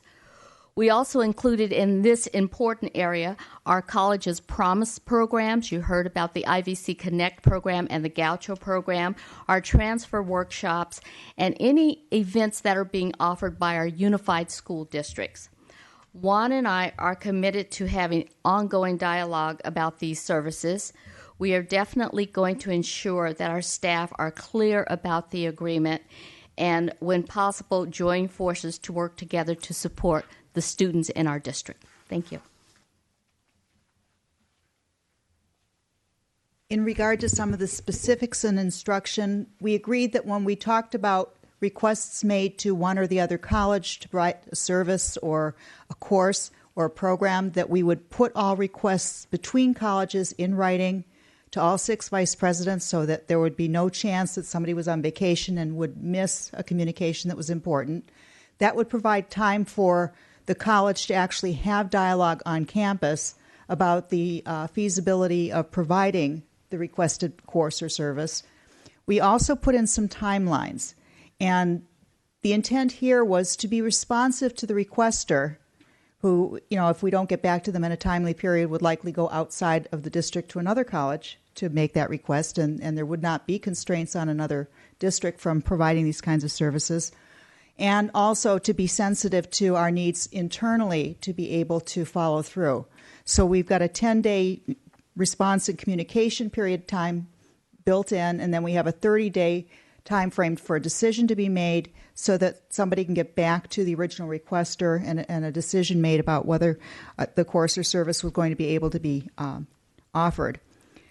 Another piece that we built in here is that something in addition to right of first refusal, where I get a request and it's for a service or a program outside of my service area. We also built in that if we get a request for something within our service area and we're not able to meet it as a college, we will share that collegially with the other college, so that if there's a program that's has ability to be offered at IVC and we get the request, we would share that invitation so that that wouldn't get lost between the two colleges. And lastly, we built in that there would be an agreement time frame, so that when an agreement is made for one college to go forward in the other college's service area, that there was some kind of a specific time frame around that information, so that it wasn't an indefinite for the rest of the existence or until you retire, or something that was assumed, that we would have almost a contractual agreement that we could refer to. Thank you, Kathy. In regard to marketing activities and the students, this being the evening to celebrate our students, it's important to recognize that students are not restricted in any way whatsoever when you have service areas, college service areas. Every district in the state is a service area, and multi-college districts throughout the state utilize service areas primarily for planning And this document, with respect to marketing, instructional services, student services, and so forth, speak to the commitment that the executive administration of both colleges and the faculty have to joint planning efforts. That's critically important because while Saddleback and IVC may have each an accounting department, the scheduling sequence, the student success sequence, and how students move through the process to get degrees and certificates is vitally important and is largely taken care of by the planning motif that we have. Marketing then informs the students, whether it's electronic or paper marketing, about what's going to be available to them in the way of services. So this agreement goes a long way to promoting planning, conversation, and dialogue, and it should be a great step forward tonight. Thank you. Questions? Yeah, we actually have a glitch, Grace, in it like displays individually that we've got a request to speak instead of the list that it was doing earlier. Well, like I put in one, and I can see on his screen he put in one, but like our names aren't showing. So just a little technical thing that we'll have to get through. But I do have a couple of questions. In regards to the early college program at El Toro, I know that we got a report last year from Saddleback that you guys are working on a similar type of middle college program. Is that going to take over at El Toro, or is that? Take over. Well, first off, as you know, the early college program is a specialized program that is, and they're doing it at another high school too, right? It's Tustin, is it? Beckman. Yeah, Beckman. Oh, Beckman, you know that high school, don't you? And they do have one at El Toro. Saddleback Valley and the superintendent and the principal at El Toro High has decided, I believe, working with IVC, that they would like to phase out the early college program and move into a more broader, which would fit into our high school partnership program, a very similar type program. So they're very different programs, but they would like to see more emphasis on the broader high school-wide as opposed to the cohort of an early college program. Sure. Okay. Hopefully that answered. No, that's perfect. And then in regards to athletics, is this going to have is it something that has to be reported if things are changing a little bit, like for, recruitment of athletes from areas? No? No. Okay. We actually, on athletics and most of our programs, we share anyway with our students, and the students get to choose anyway. Right. Okay. Thank you. I guess, Trustee Jemal. Yes. Thank you for your report. A couple of questions. So, does this finally put to bed the issue of this El Toro Road dividing line issue? Let me tell you that the ancillary benefits of this process have been absolutely fantastic.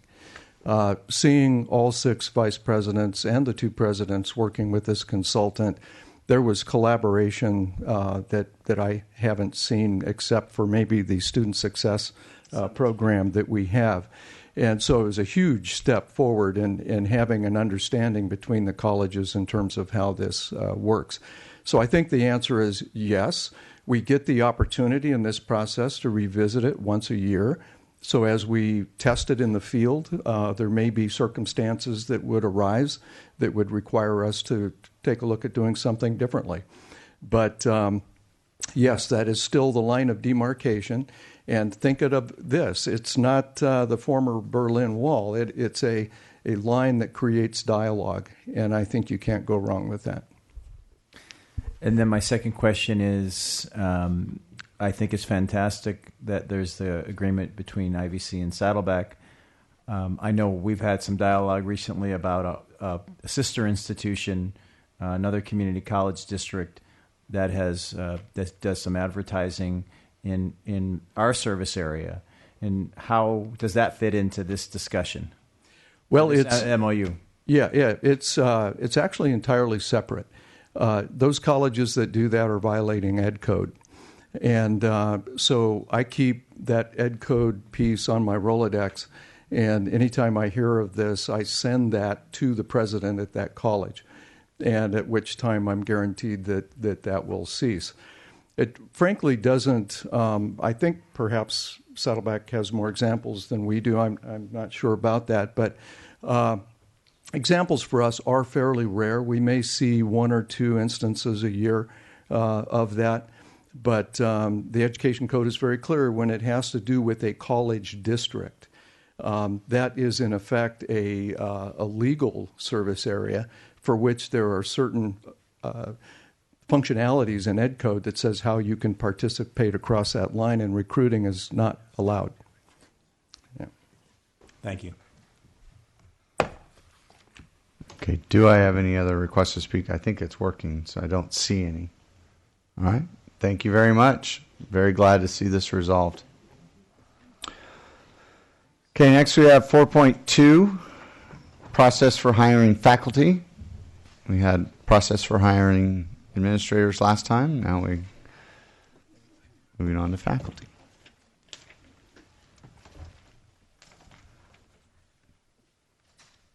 This is the last of the listening session reports. Is that correct? From last year. From last year.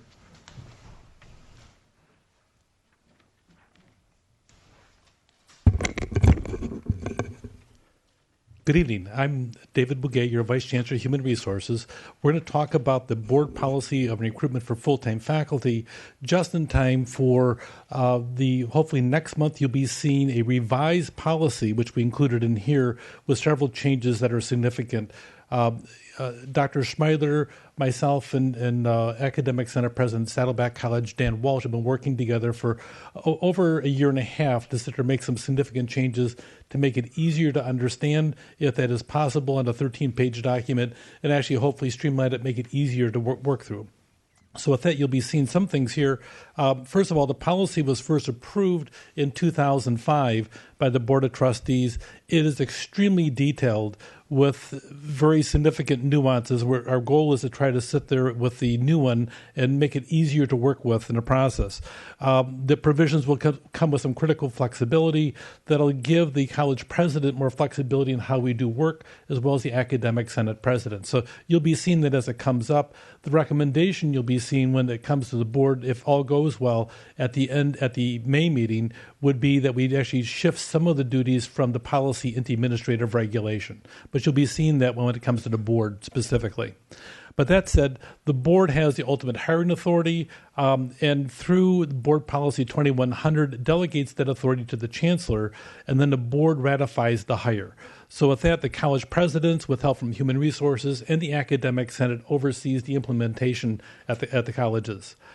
In October of each year, you have a board agenda item that comes forward that has a list that the college presidents submit to our office, and we present it to the board in October. So every year you see that comes right out of the board policy. We added something new in the aspect of when we bring the positions to the Board of Trustee, the board authorization will last 2 years. You'll see that notated in the October board agenda item. And that way, if somebody doesn't hire a position, they won't come back 12 years later and say, oh, this is a new position. That actually happened. We thought it was a very creative dean that did that. And I says, this position isn't new. He says, oh, yes, it was. It was authorized. Well, when? Well, it was 12 years before. So we admire creativity, but not necessarily in this field. All the positions also, they have to at least meet the minimum qualifications for faculty and administrators in California community colleges, which is a formal document put out annually by the state chancellor's office, which is really formally approved through the state academic senate and then submitted and then becomes a formal document. The college can add additional qualifications, experience, and desired attributes and skills. So even though the minimum qualification for a job might be a master's degree, the college does have the right to supplement that by adding additional qualifications to it, depending upon the needs they feel will meet their academic program. With that, all faculty positions by law have to be posted statewide. So the Chancellor's office created a thing called the registry and also the job fair. And you hear about that every year. There's intense advertising that we provide as a district. I'll show you that in just a second. So we have our own program for advertising, but we also supplement that with the registry on a large basis. And I'll show you that in just a second. In a perfect world, every December, we would post all the jobs that the board approves in October, and that way we'd catch the potential applicants prior to the winter break and also prior to the job fair. So with that, you'll see here is the shopping list of this. I don't expect you to read them. For faculty, this is our standard package of places we post our jobs in 25 different locations. You'll see number one is the registry and then the chronicle. Those are the areas we generate the most, but you'll see also we really focus in on trying to make certain we do a national search for all of our faculty. The registry, you can see on this slide here that in January had 1.9 million hits on it. And those are people looking for work. So this is probably the most powerful recruiting tool for California community colleges. And during January, the average hits are 378,000. We go each year to two major job fairs for faculty. The first one's in Los Angeles. You'll see there that this last year it had 1,400 job seekers, 23 colleges, including some out-of-state colleges come. And then in San Francisco, we send a crew there, and we have 500 job seekers, and that's pretty normal annually with 15 colleges looking. So we have a large pool that we seek, and so with that we'll have, depends on the area, we'll have typically for faculty anywhere from 60 to 120 different applications for the positions. So the search committee has at least 5 people, no more than 9. 2/3 of them are faculty, and the rest are appointed by the college president. The academic senate at both colleges confirms the faculty appointments to the committees. And then HR screens the applications for completeness. So if the committee says they want something very specific on it, the HR department goes through and says, we're looking for this. If it doesn't meet that for completeness, or they haven't finished the application or signed it, then it's rejected.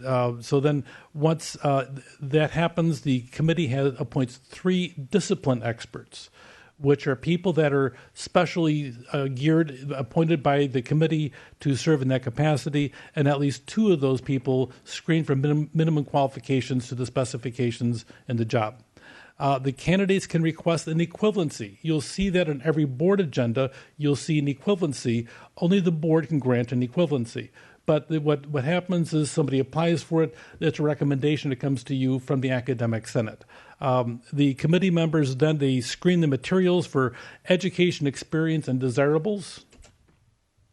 And then there's an orientation by an HR specialist. Interview questions are developed by the committee, reviewed by human resources. There's special testing for applicants is a common practice. A teaching demo, for instance, is very common. A writing example.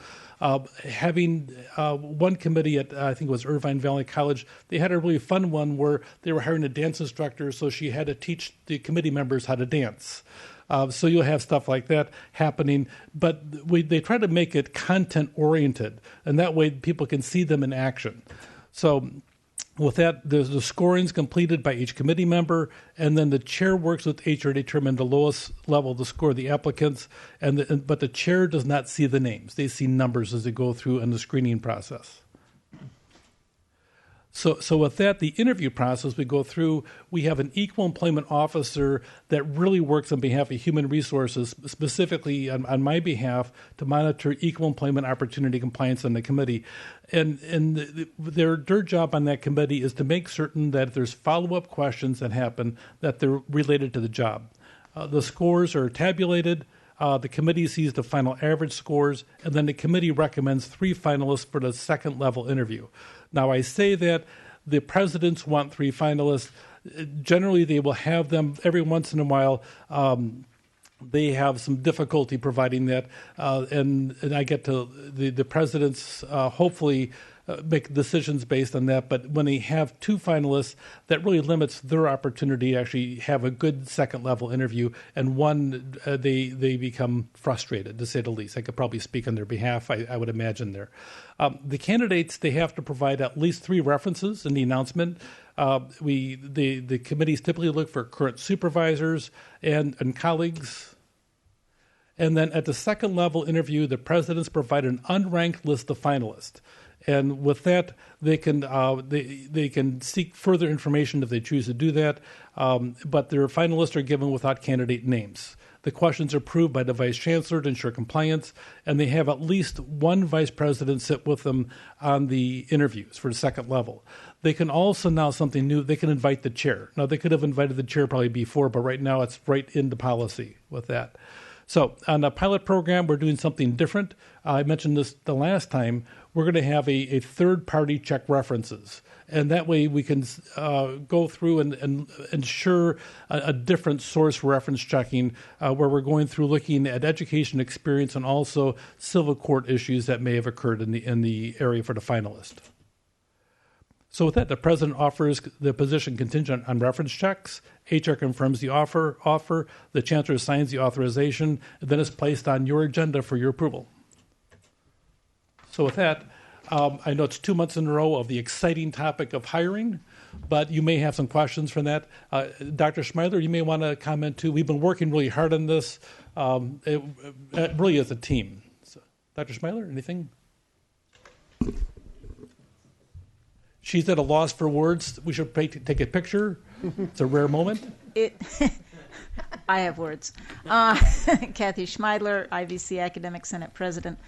We have been working on this for quite a long time, and it's gone through several circles as well as cycles. But the Academic Senate is very satisfied with the current situation.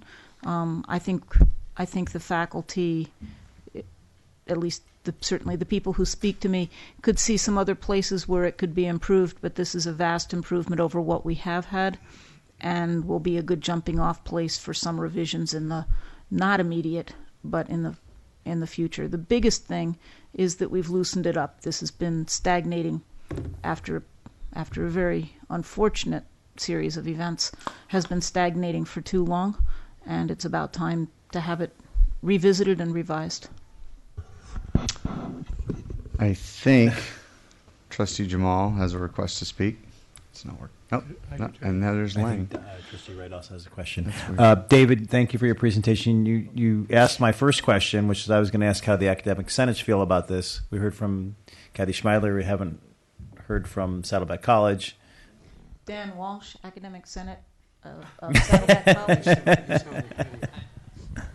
Well, I can speak for him, actually, for us. My broader question was, this is the process we've always followed. Yeah. Certainly my 7 years, and I think it was that way before I got there, too. So it's exactly the same process we've been following at Saddleback. Okay, so then my second question is, David, if the process you outlined is supported by both academic senates, district HR, college presidents, are there any other stakeholder groups who do not find the process as well constructed as you've outlined to us tonight? Is there any group missing that might say something contrary? It really is a faculty-driven with administration process. So it really is those two groups primarily. It is 13 pages long, and the policy we currently have has micro details in it, and that does make it difficult. When you write something and you make it policy, you must follow the policy as prescribed. There's no flexibility with it. What will happen when you see the next policy coming forward, it'll be a 2-page policy with a administrative regulation, and that provides flexibility in the very first paragraph of the policy. That will change the makeup of it. It's a slow process. If the college, if we do not have the listing of the positions and announce them the first week in December, that places a huge amount of pressure on the colleges and the Human Resource Department. If we get them in the first week of January, I have a job fair that hits at the end of January. So that being said, to actually get a list, create the announcement, post a job, committees need to be structured. They need to be organized. That doesn't happen on a regular basis. So that being said, when we hit the deadlines, life is good. We miss the deadlines, it puts a huge amount of pressure, and it really creates havoc, and it's difficult. What should be happening really in a perfect world is we should be hitting the board early to make certain other colleges don't snatch up the candidates earlier than we do. So that's a big issue. So that's why the deadlines are critical. Thank you. Trustee Lang. Yes. I guess just a quick question on the two items that were highlighted as new strategies in the PowerPoint presentation. The first had to do with the board approval of the listed positions for 2 years. Presently, they're only for 1 year. Is that before this, or what's the change? Presently, there's no limit. There's no limit. Aha. And so we're trying to put limits because what happens is we post the job and the board is the authority. So when you say we approve this position, it stays on the books in HR. And so we're sitting there with a list, and we never had a way of saying we need to stop. So what we did is we agreed, the colleges did an academic senate as well. This is not just one person talking. This is a large team behind this. So we decided, okay, here's a methodology to build in a position control methodology right in the policy. Okay, so I guess explain the logic of 2 years rather than 1 year. Or 3 years, for that matter. This year we had over 20 positions go out, and even though one position, for instance, biology at Saddleback College, had 120 applications, the committee went through the applications. They felt they wanted to go back out again. So that's why the board authorized in October, and the authorization lasts 2 years, and that'll give them a chance to go back out again. Okay, so sometimes that happens. Sometimes you get a small pool. There are a couple disciplines where a pool of 20 is large, just because the nature of the topic is so specialized. So especially in those smaller pools, the authorization for 2 years will give us the window that we all feel will be enough time to do a really good recruitment. Okay. All right, and then I think the other item that was identified as new is the option to invite the chair of the committee to participate with the president and at least one of the vice presidents. Why wouldn't you want to have the chair participate? I guess I'm trying to understand. Generally, the chair, I'll let the presidents talk in just a minute, but generally the chair is at the first level. So at the second level, they want to have fresh eyes on it. The presidents have informally always typically called the chair to find out about their decision. But that said, now we're putting a policy, but I'll let the presidents respond to that. That was very accurate, actually. The chair is on, and the disciplined faculty are on the first level interview. And we rely on them to determine the disciplinary accuracy and competency. When it gets to the second level interview, we're really asking questions that are of a more projected nature, looking at where they may take the college in the future. Some of it outside of the classroom, some of it inside of the classroom. And then after that interview, we have an opportunity to, in our own minds, rank the candidates. And then we bring the chair in, and the chair can actually bring some discipline experts with them. And then we can have dialogue together to make sure that we saw the same things before a final decision is made. Okay. Kathy. The old language was very restrictive. It didn't permit the president to invite in anyone except a vice president. And in fact, for a while after the current 4011.1 was accepted by the board, the presidents did not usually discuss the matter with the chair. They made a decision. That changed, but that's a social change. That wasn't a change that was in any document or in any policy. So the new AR, now that it's an AR, is much more permissive. It doesn't require the president to bring in anyone other than a vice president, but there may be circumstances where the president chooses to do that for whatever reason, wanting more people in the room, other input, expertise. There may be any number of different reasons why a president might want to, and whereas it was not permitted before, now it's permitted, but it's certainly not, it's very explicitly not required. No, I get why the chair would, it seems to me, be a valuable resource to have in that, final decision making. Right, and the way it's currently being expressed at IVC, the president has brought in the chair of the committee to discuss the situation after the second level interviews, but the chair wasn't part of the second levels, and so sometimes I know in one time that I was a chair of a committee, the impression of the committee was very different from the impression of the second level interviews. And since the chair wasn't present in the second level, it was very hard to discuss it because the impressions were so very different. Had I been there, even just as a fly on the wall, I would have been able to perhaps give better insight to it. Yeah, well, for instance, I'd be interested to know how many instances there are where the committee will forward a third candidate who they're not really excited about, and yet that's the person that winds up being chosen as ultimately as that's the choice. Well, that's been one of the problems, is that we've been very reluctant to forward anybody that we aren't absolutely okay with showing. You don't want a dark horse on the when you have no further input. But again, that's been loosened up socially, but not institutionalized. Thanks. If I could just quickly say, answer that statistical question, it would be 0.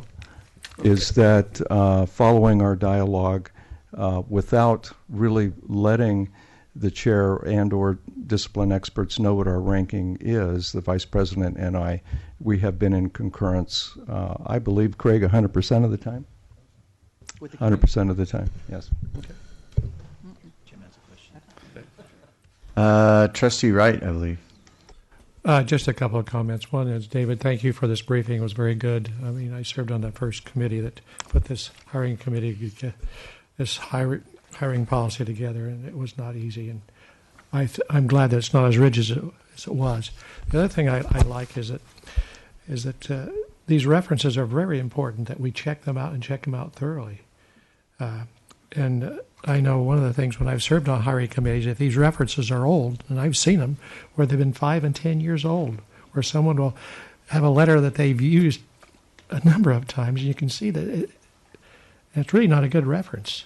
So I think it's important that they be recent and that they be good references. And then when you make the calls to them, that there are certain questions you can ask, but sometimes you want to ask more questions, and you have to use your judgment. The other thing is, I know at Saddleback we're always, and I was always invited to come over and discuss it with President Burnett as to who we were forwarding and why we wanted this person. So I appreciate that. You mentioned references, and we've gone through, and the administrators, we've totally dramatically changed the questions we ask. And so the questions are much more direct. We're looking for issues that may have been legally impacted with that. We'll be looking at the same thing with the faculty. When you deal with the faculty, it's pretty critical you have their input in the hiring process. You start looking at the reality of the world of a faculty member. Their average tenure in our district is 20.6 years. If you hire an office mate that you don't like for 20.6 years, their life would be absolutely miserable. So they have a vested interest in this much more than the administrator, because they have to sit there and work with them in the department. The other part, from a district perspective, 20 years of employment equates close to $2 million investment. So every faculty member that we hire is a valued asset of our district in multiple ways, not just a personality-wise, but we're making a statement as to we value this person and they're going to be here 20 years. So having a good policy to hire good people is critical for us. So with that. Do I have any other requests to speak? Because I don't see them up here. Okay. Okay. Thank you. Thank you. Thanks. We're moving on to the consent calendar. Do I have any polls? Trustee Wright. 5.1.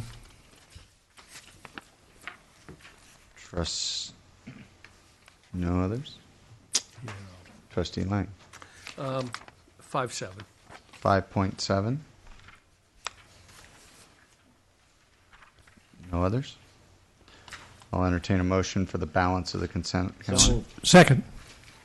I have a motion from Trustee Jemal, second from Trustee Wright. Seeing no discussion, we'll vote on the balance of the consent calendar. Yes. So you just push on a yes if you don't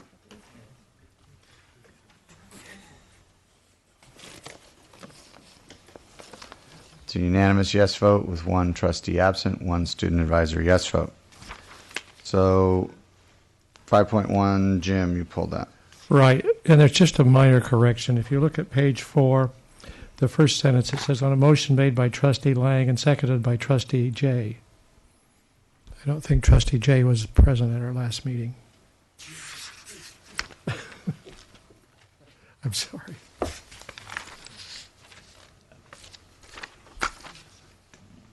It says by Trustee Jay, the balance of the consent calendar was approved on a 5-0 vote. So you'll listen to that and amend it. So just amend. I mean, it's just a small. So we'll vote on it with the contingency of being amended. Right. Okay. So move. Second. A motion from Trustee Wright, second from Trustee Lang. I'll go ahead and vote on the item. Unanimous yes vote, one trustee absent, one student advisor yes vote. Okay. 5.7, Trustee Lang. Yes, just real quickly on this. This is approval of the speakers, and mainly my comment centers around the honorariums that are paid. I understand there's really no consistent policy right now in terms of how we determine how much those people will be paid. I was talking with Vice Chancellor Fitzsimmons earlier today. They're thinking about looking at some streamlining of the process and possibly even bypassing some level of board approval on this item. But I think, before I'd be comfortable with that, I'd want to there to be some sort of a policy to determine, how are we deciding on honorariums that we're going to pay outside speakers that come here. So I'll leave it at that. Can I just add? I've asked about that question through other communications, so I think it's a good thing to look at.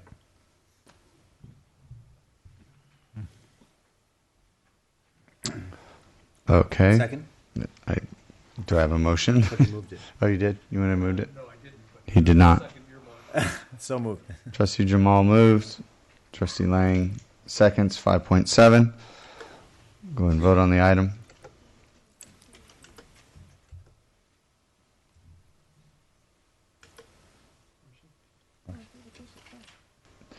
Unanimous yes vote.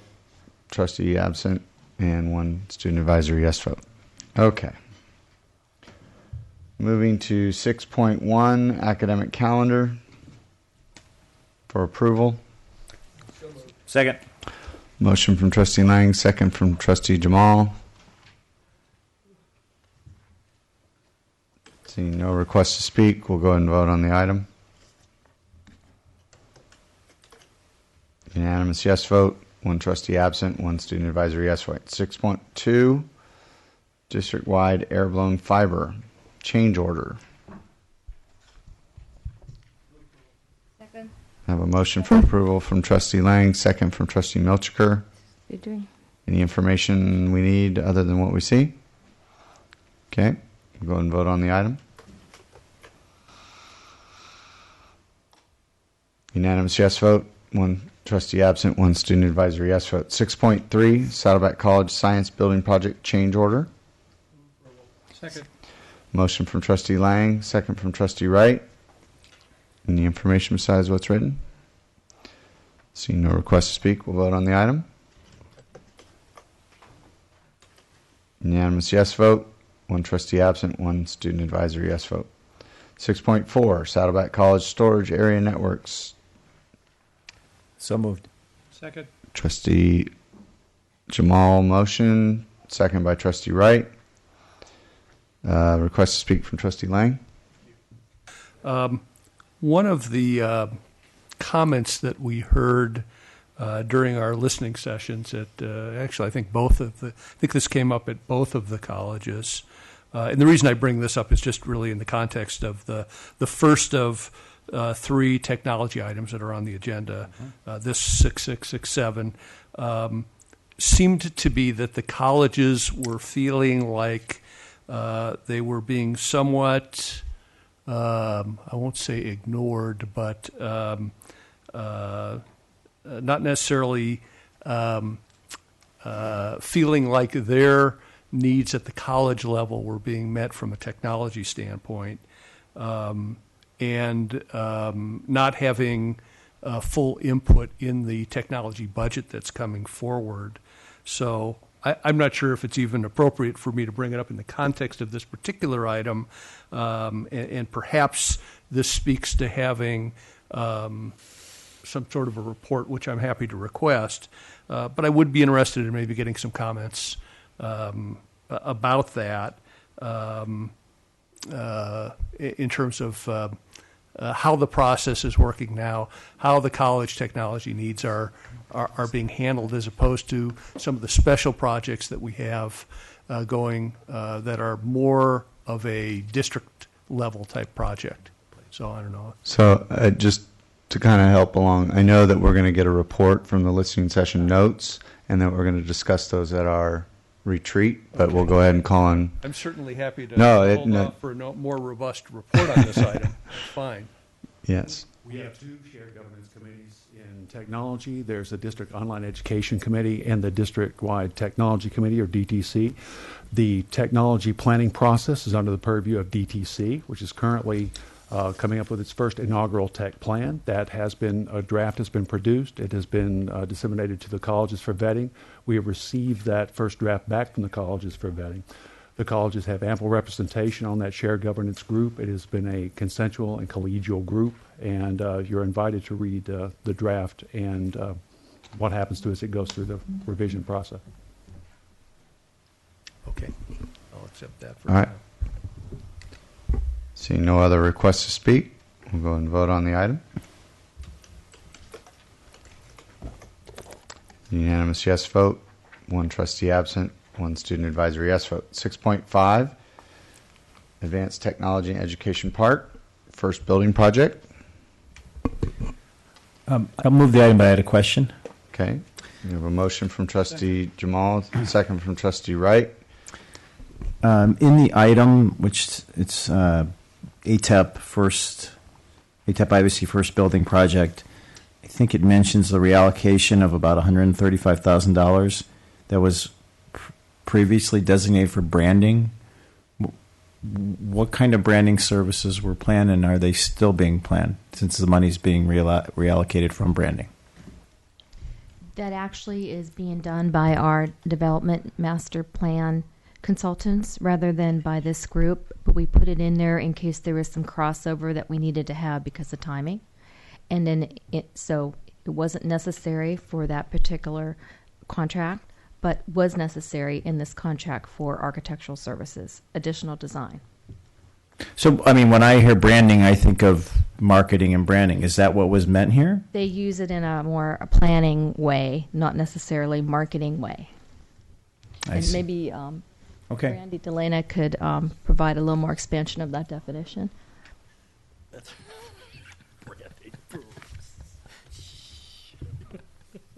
Hi there. So in this regard, when we're talking about branding at ATEP, we're working toward interesting others in coming and building projects on our site. And we'd like them to have an understanding of what it is that we intend to do there with regard to the types of buildings, the focus, the sustainability, those kinds of things. So when we were hiring this architect, we didn't know if the development framework would elaborate on that to the detail that was necessary. And as that was progressing, we discovered that it was elaborating on it well enough, and that it wasn't necessary for the second architect to go further into detail on it. Does that help answer your question? I'm still a little confused, but it's not branding in the true sense of marketing. It's more trying to have a sense of place at ATEP for this first building. And that's sort of what the architects meant by branding. It is branding. I don't know. I'm still a little confused. And just see if I can understand. So we're talking about like style of building and footprint and what it is we're looking for to look like, the aesthetics of it. Is that the branding that we're talking about? Yes. Also, the concept of an indoor-outdoor kind of an environment. Got it. I understood it. Okay, there's one. Anybody else? I think the architects were trying to relay in their proposals how we can have an identity there for the first few buildings at ATEP that are meaningful. Well, an identity is a brand then. So you're talking about branding in the sense more of in the physical place, but not necessarily marketing materials or anything like that. Then this is going to save us $135,000. But we're not going to be using that. Reallocating it. It's not we're saving it. we're not. Yeah, we're reallocating money identified in the branding allotment to architectural design. Okay. Still spending the money. So, okay.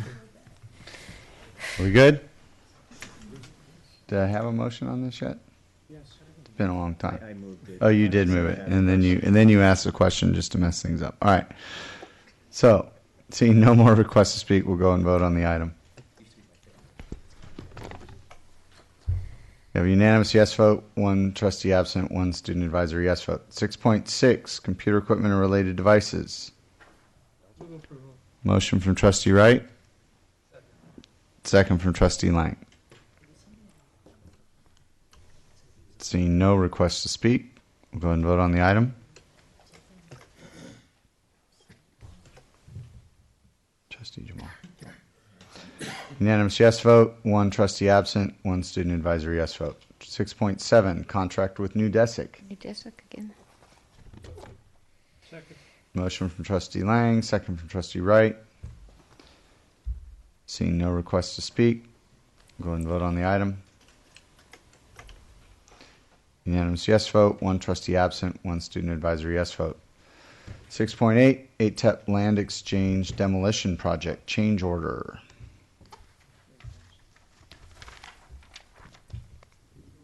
I have a motion from trustee Lang. Second from trustee Wright. Seeing no requests to speak, go ahead and vote on the item. Unanimous yes vote, 1 trustee absent, 1 student advisory yes vote. 6.9, board policy revision for review and study. If I may, I Yes. do have a correction on this Okay. item. There are 9 board policies in this item, labeled A through I. And if you look at the board policy 5407, which is I, it's labeled financial obligation owed to the district. I would like to read into the record the correction Okay, great. Excellent. after you get to the policy. It's on the last page. It's the last board policy 5407, financial obligation owed to the district. Now remember that these policies are first reading. If you're ready, I'll go ahead and read the new paragraph and then explain what the change is. An additional paragraph or changes to the existing Changes paragraph? to existing paragraph. Okay. So the paragraph should read, grades, transcripts, diplomas, and registration privileges, or any combination thereof, shall be withheld from any student or former student who has failed to pay a proper financial obligation due to the district or a college of the district. New sentence inserted. This information regarding student financial obligations is provided to students through the online registration system. Any item or items withheld shall be released when the student satisfactory meets the financial obligation, and the college's catalog covers this policy in greater detail. So we inserted one sentence to make sure it was clear that this information is provided to students through the online registration system. So the online notification is not doesn't constitute a written notice? That's Because I how noticed this- you removed yeah. the written notice language. The old school way was to provide written notice because everything was done on a manual basis, and now everything is done electronically for students to register. So we wanted to make sure that was clear. But isn't it written writing a notice they get? Wouldn't it be written notice anyway, even though it's... I don't know.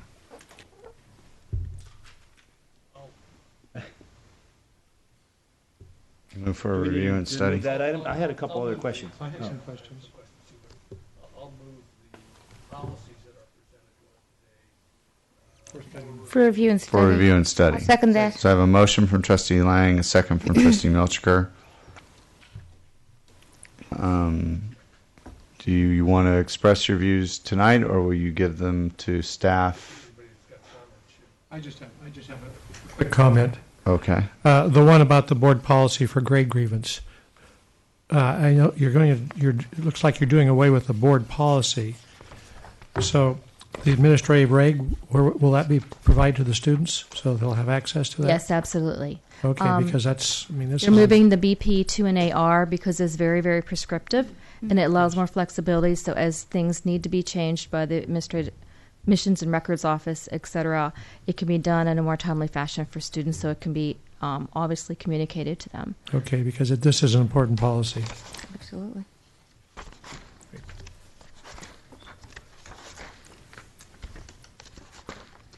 I said a couple of minor issues. I'll forward you them separately. Sure. I don't need to do it today. Okay. The grammar related, and I don't. Absolutely, that's what this is for first reading and input from the board. Right.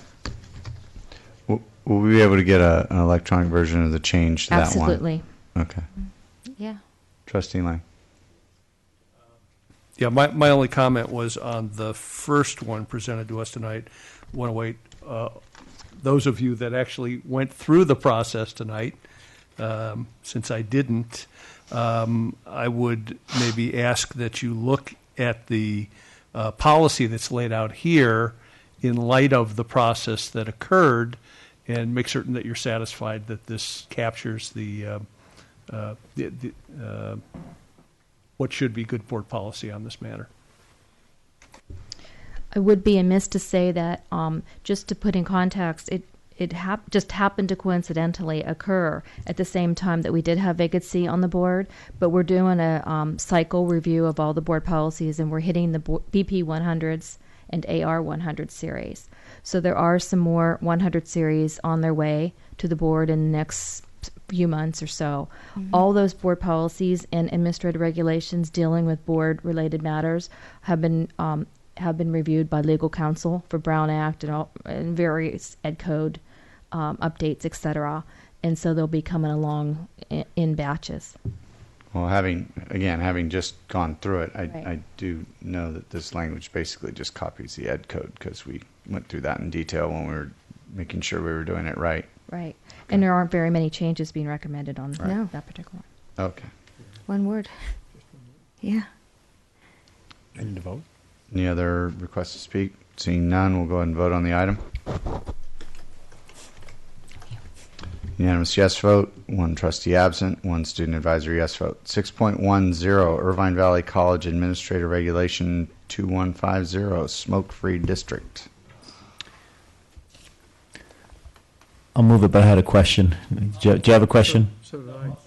I have a motion from Trustee Jemal, second from Trustee Lang. Trustee Jemal would like to speak to his motion. So this is regarding the smoke-free policy of the district.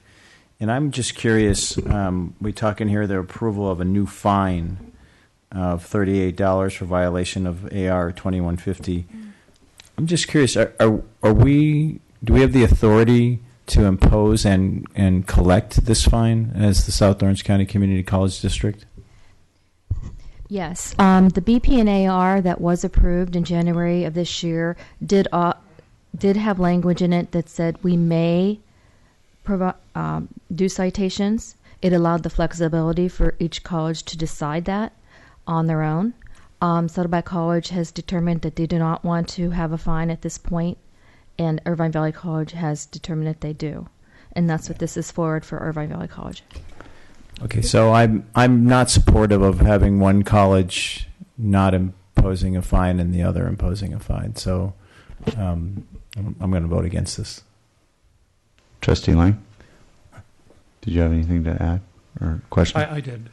Trustee Wright? I was concerned about that. In fact, one of my questions was, what about Saddleback? And we were just told that it has no fine. And I agree with Trustee Jemal that we should do the same thing at both colleges.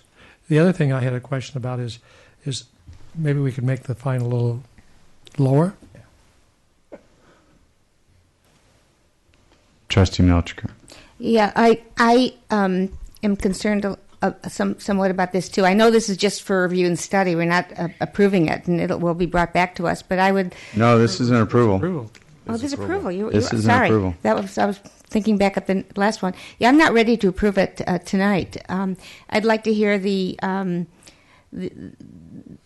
how it went through the processes it went through at Irvine Valley College and how it was decided and how it was determined to charge the same fine they charge for a parking ticket for smoking. So I'd like to hear a little bit about it. Thank you. Okay. President Rockmore, If would I like could to answer a question. make a comment and then pass the ball to Chief Glenn, who's been waiting patiently just in case there were questions. One way to say this is I walked up to a student as we were beginning a soft fold out of the board policy. It was a smoker. And he said, I talked to him about it, that this is coming down the road, and what he thought about it. And he goes, well, I would prefer to smoke, but I understand why you have this policy, and I agree with it. He said, but do one thing, put some teeth in it, and make it so that there is some punitive aspect to it. If you read through carefully what's here, you'll see that contained within this is a very soft process. It's very much a learning process where you, first of all, are just handed materials, your board policy, and why we're doing what we're doing. We're also backing it up with a lot of medical support so that students will have access to ways in which they can quit smoking and learn about how to quit smoking. So it's a very academic process when you look at it, and it has several steps to it. So it's really only toward the end, even after you have received a parking ticket, smoking ticket, then you have the option of having that waived with some dialogue about smoking. And then it's only right at the very end would you receive a fine for smoking. So it's my personal belief that it's a very soft approach, but it does have teeth in the end. Otherwise, we'll have absolutely no way to enforce it. So in terms of the penal code, if I could ask Chief Glenn to speak to you about that, I think it might be informative.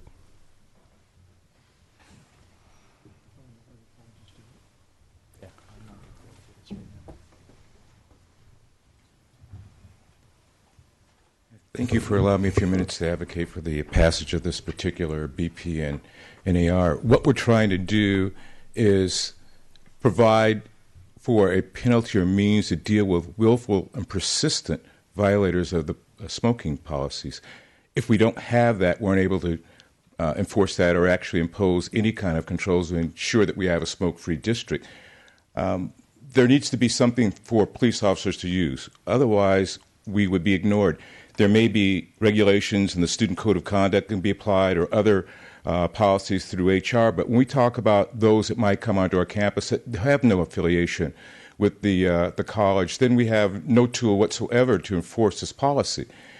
And my intent as a police chief is not to issue citations. In fact, I really think that there'd be very few that would be issued.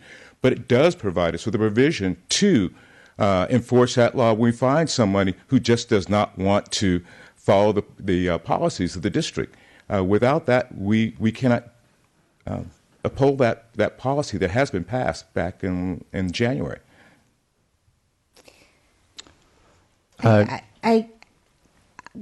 I'm still uncomfortable with it. I'd like to hear more about it and look into it before I approve of it. I know what you mean. We want to provide a smoke-free environment to all of our students. I'm a biologist. I know how important it is. Secondhand smoke could be very detrimental to our staff and our employees.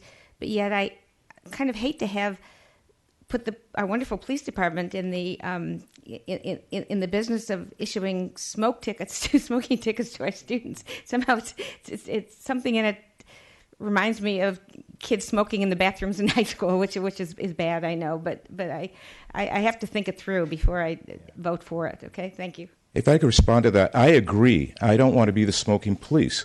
Yeah. But if the district has a policy in place, we need to have a tool to enforce it. But my preference would not be the smoking police. Yeah. Just real quick before I go to you, Kathy. This is really kind of timely in a personal way. My wife was just at IVC 2 weeks ago taking the CSET exam for English to get a single subject.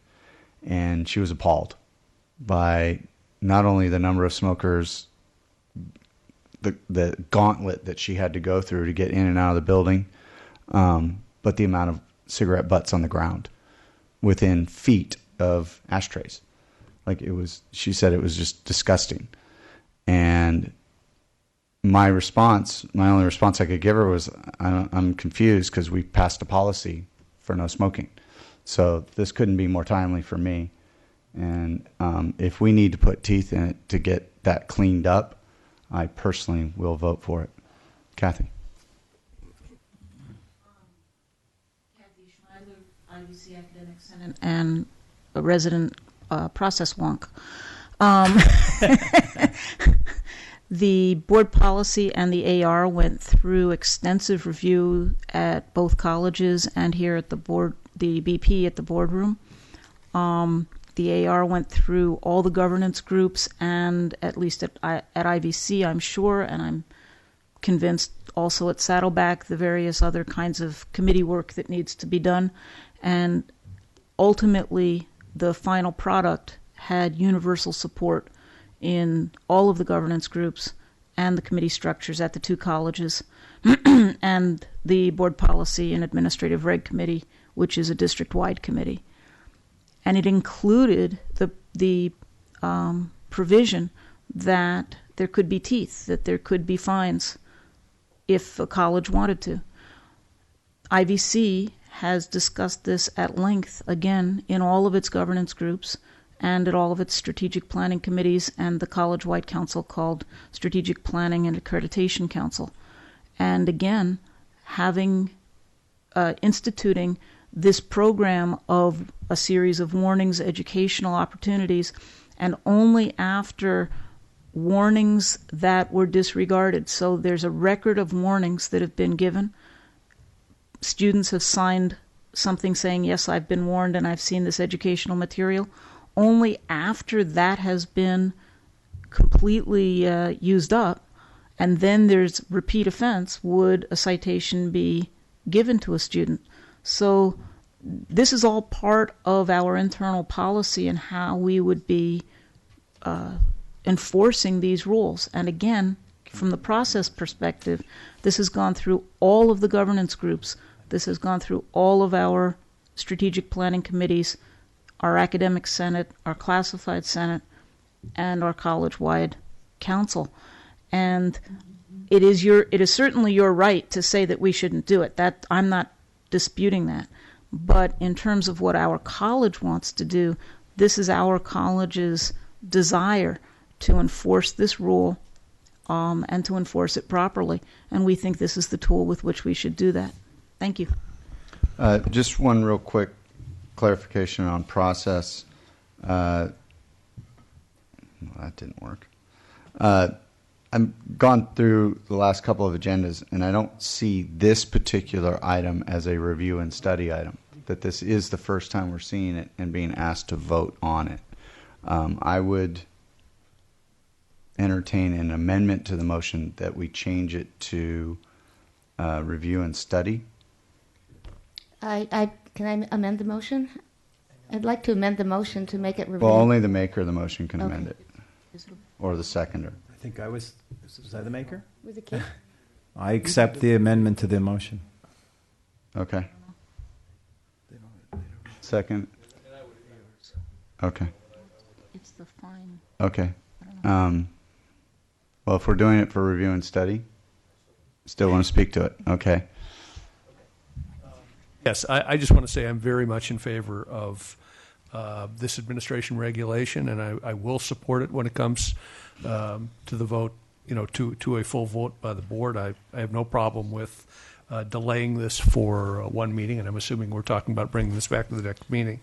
I am greatly troubled by the fact that there is no similar administration regulation that's being brought forth by Saddleback College, and I'm interested in asking the president where this stands at Saddleback College and whether we should be expecting that we're going to have a similar item for Saddleback College in the future.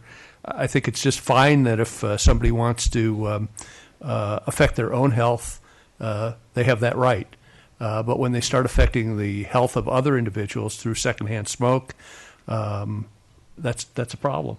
And again, not to mention, I think you made the point, it creates a lot of additional costs for our campuses to have smokers there in terms of the maintenance that's involved with that. So I think we're doing this for all the right reasons, and I'm fully supportive of it. Thank you. You can ask about Saddleback. Yes. Yeah, just information. So your wife was on campus, but it's not a smoke-free college yet. That's what I was. It does not go into effect until September 1, I believe. That's what I told her. I said I didn't think it went into effect until next fall, but start of school or summer. Summer, IBC and start of school. Start of school. That does help. Nice. Yeah. What about Saddleback? Student trustee Carrillo. So maybe here from the student's point of view would be the right thing to do, right? I really think you guys should, everybody here, the board and the presidents should take the time to really study this, because this is going to impact the students greatly. From what I've talked to students and from what I know, this is a very sticky situation. Some students want it, some students don't want it. We do have to consider the health aspect of it, as well as the how can I say this, natural rights of it that human beings do have. So we do have to consider that as well. But from what I know as a student trustee and a student is that it's very hard for a smoker to listen to authority, I guess you could say it that way, if they tell them to stop smoking, because that's just a habit that they've built up. So maybe just giving them knowledge of it, giving them like the proper tools, even at the least cost to the district, of course, but giving them just some sort of tool that can, benefit them instead of finding them. I mean, of course, fine, that's going to be the way to kind of, I guess you could say, motivate, how can I say it? Incentivize, yeah. Incentivize, I guess, allow them to have, that choice. But what I can say is you should really talk about this. Take this. If it's the last thing that I say before I leave here. Okay, I have to call this motion to a vote. It is for review and study as amended. All those in favor? For review and study, I'll vote in favor. Go ahead and vote. Unanimous yes vote. One trustee absent. Student advisory yes vote. Mr. President. Yes. I move that we extend the meeting until 9:30 p.m. Second. We have a motion and a second to extend the meeting to 9:30 p.m. We'll go ahead and vote on the item. Unanimous yes vote. One trustee absent. One student advisory yes vote. Thank you, Chief. Thanks, Chief. Yes. Yes.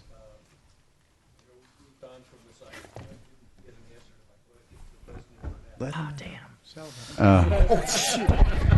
The bed here? Oh, darn. It certainly is a point of privilege to get an answer to your question, regardless of whether we voted on it or not. I forgot it was there. Okay.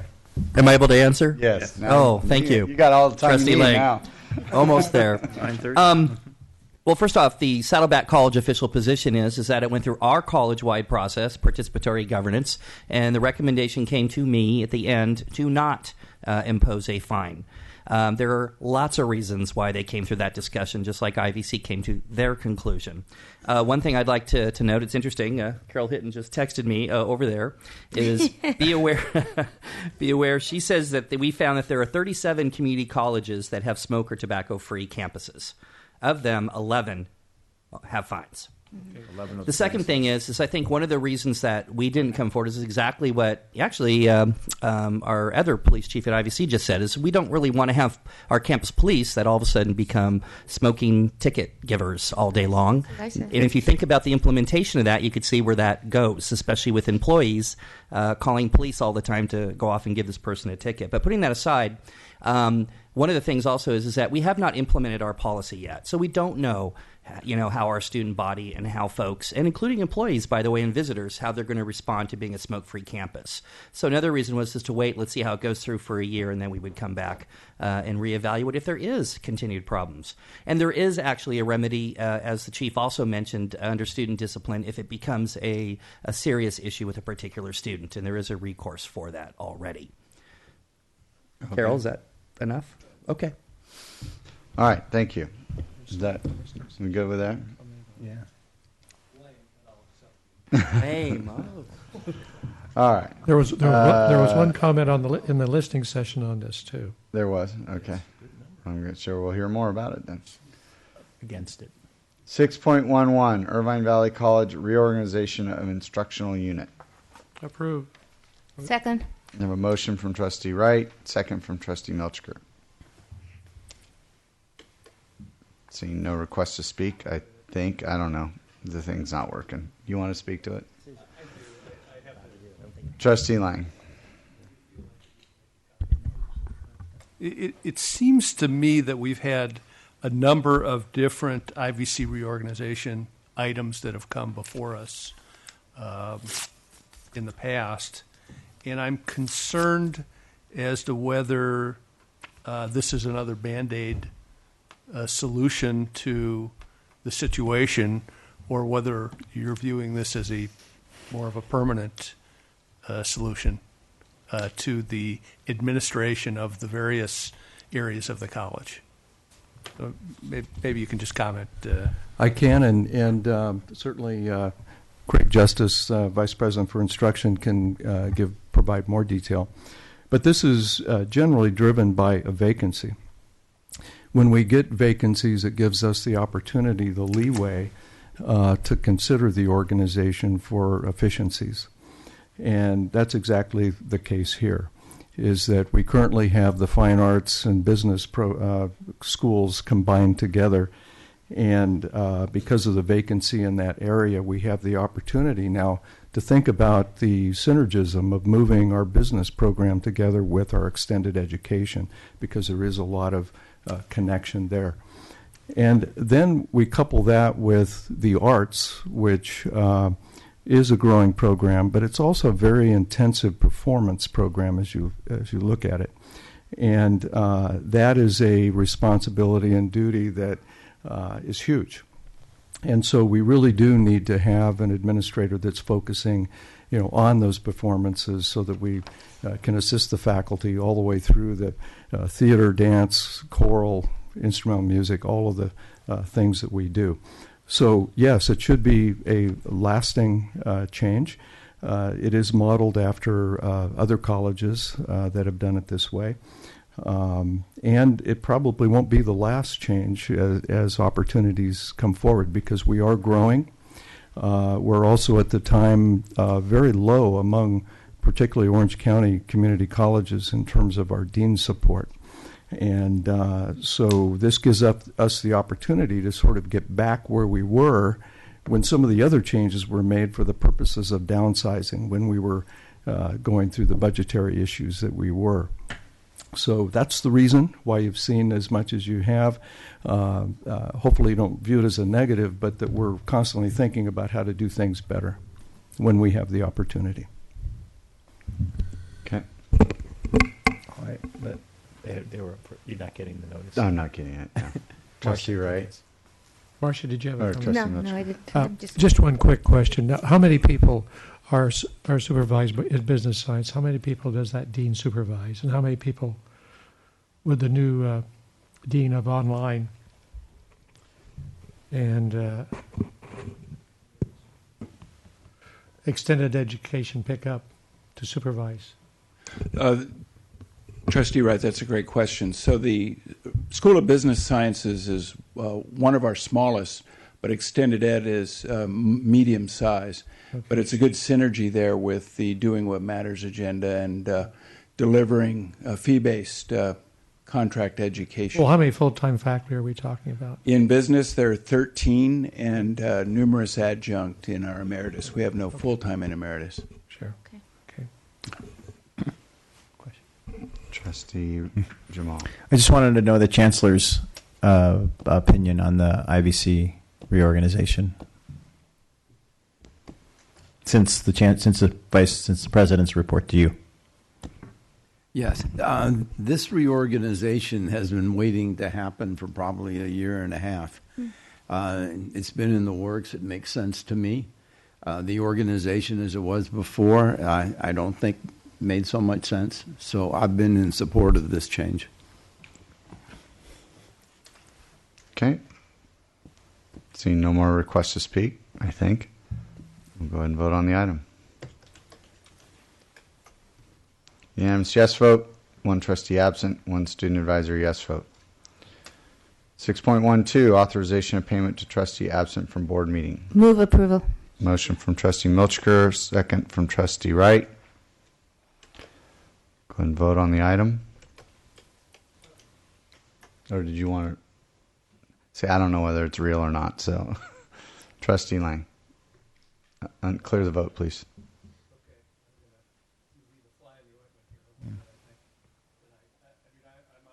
Microphone, please. Yeah, Mike. Very sympathetic to Trustee Padberg's situation, but I guess I'm really looking for some guidance from HR here in terms of is this the way that we would treat any other employee in the district under the same set of circumstances?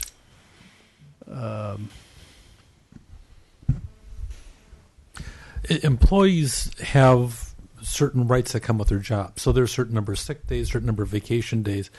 The board situation is different in the aspect that you really pay by authorization when they're absent rather than by rights, like property rights that employees may have in their job. So it's a different situation.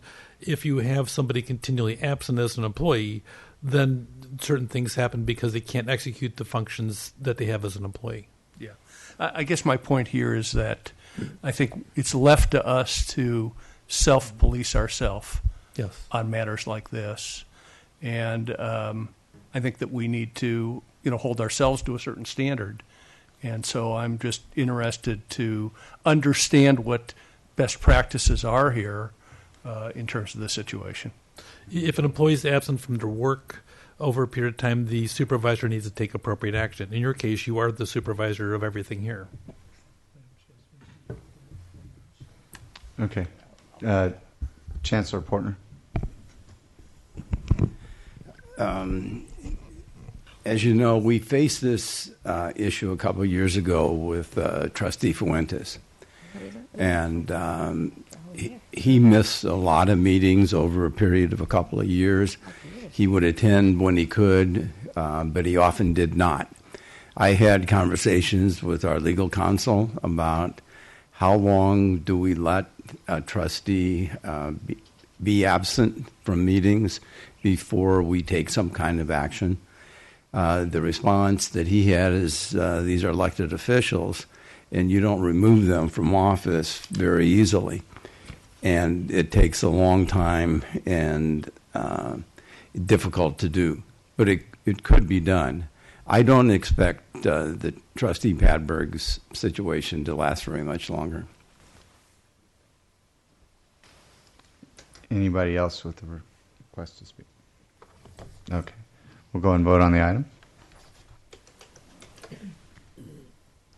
We have a unanimous yes vote, 1 trustee absent, 1 student advisor yes vote. 6.13, authorization of payment to trustee absent from board meeting. Move approval. Second. We have motion from student trustee. It says trustee in the title. Well, he's a student. He's a trustee. A student trustee. Motion from trustee Milchker, second from trustee Wright.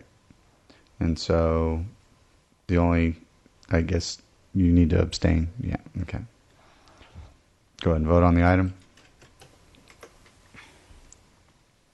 We have a unanimous yes vote, 1 trustee absent, and 1 student advisory abstention. Just for sake of information, that was when you were in D.C. for the student group. Student lobbying. Thank you.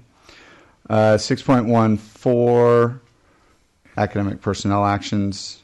Move approval. Second. I have a motion from trustee Milchker, second from trustee Wright. Are there any changes? Okay. We have a Request to speak from Trustee Lang.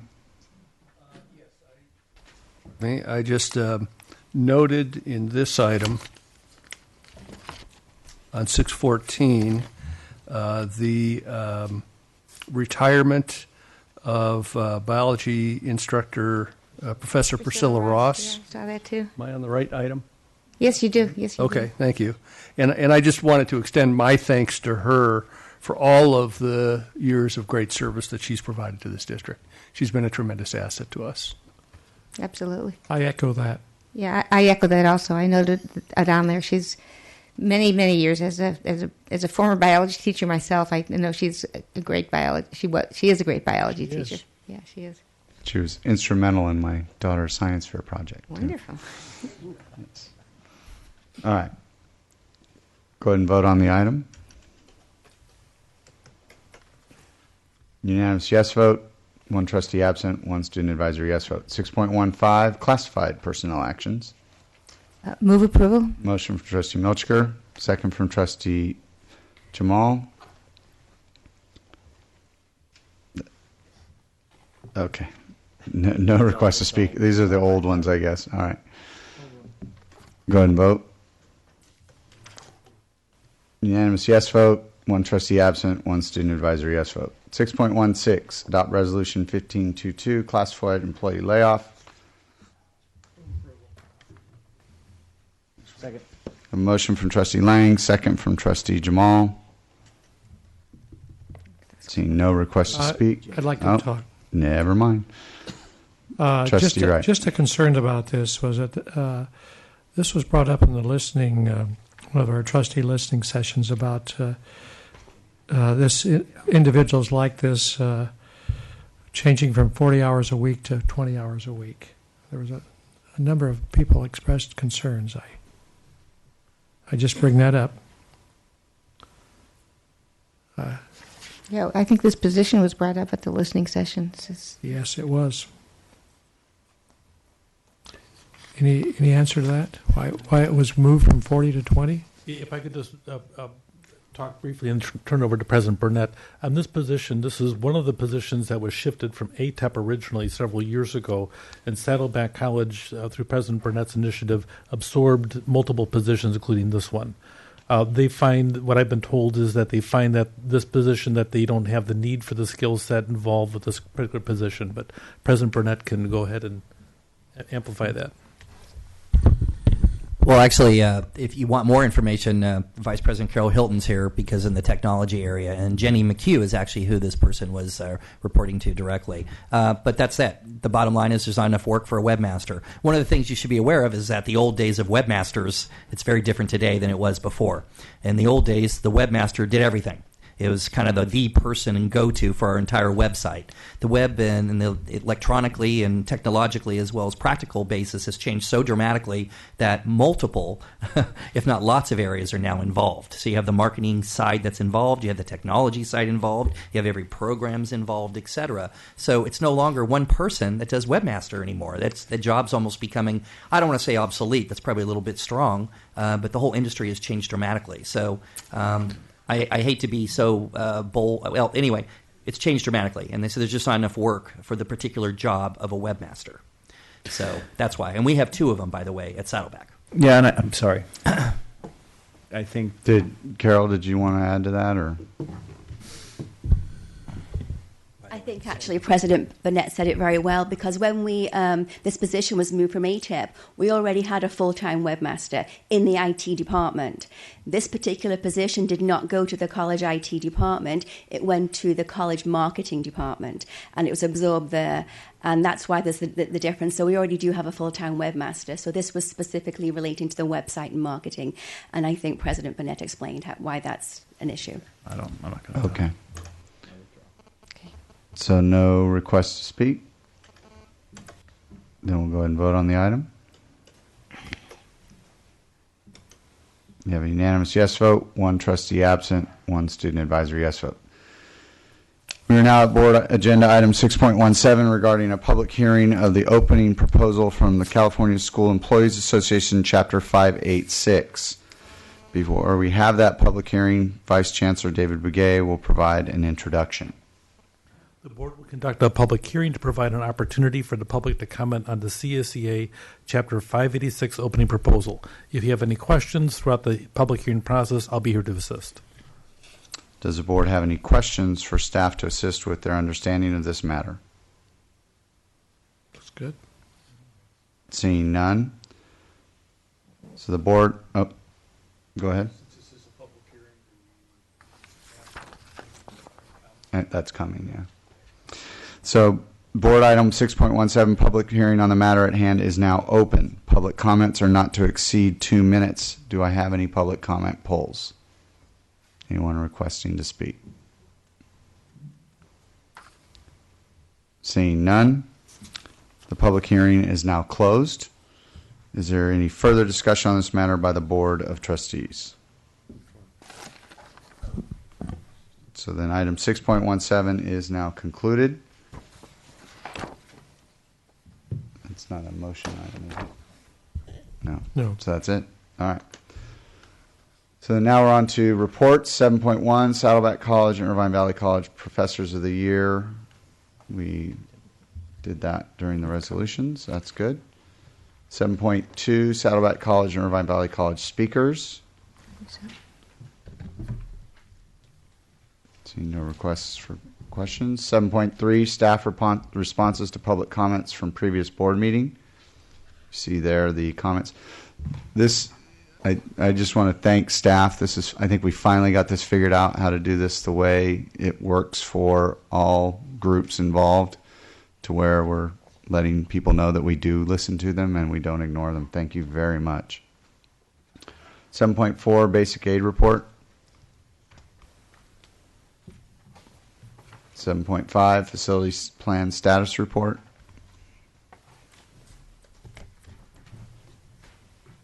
7.6, monthly financial status report.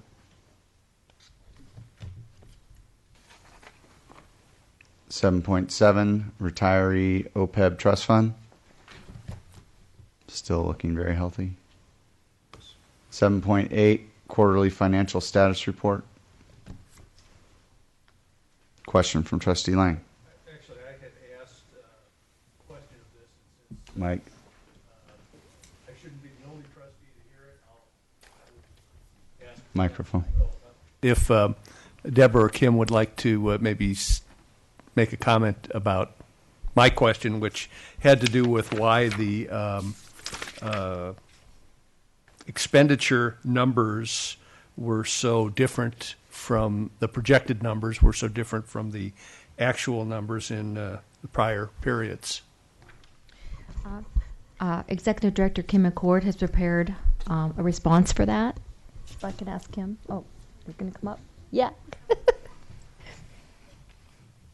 Are you looking at Exhibit A? Yeah, one of three. One of three? Yes.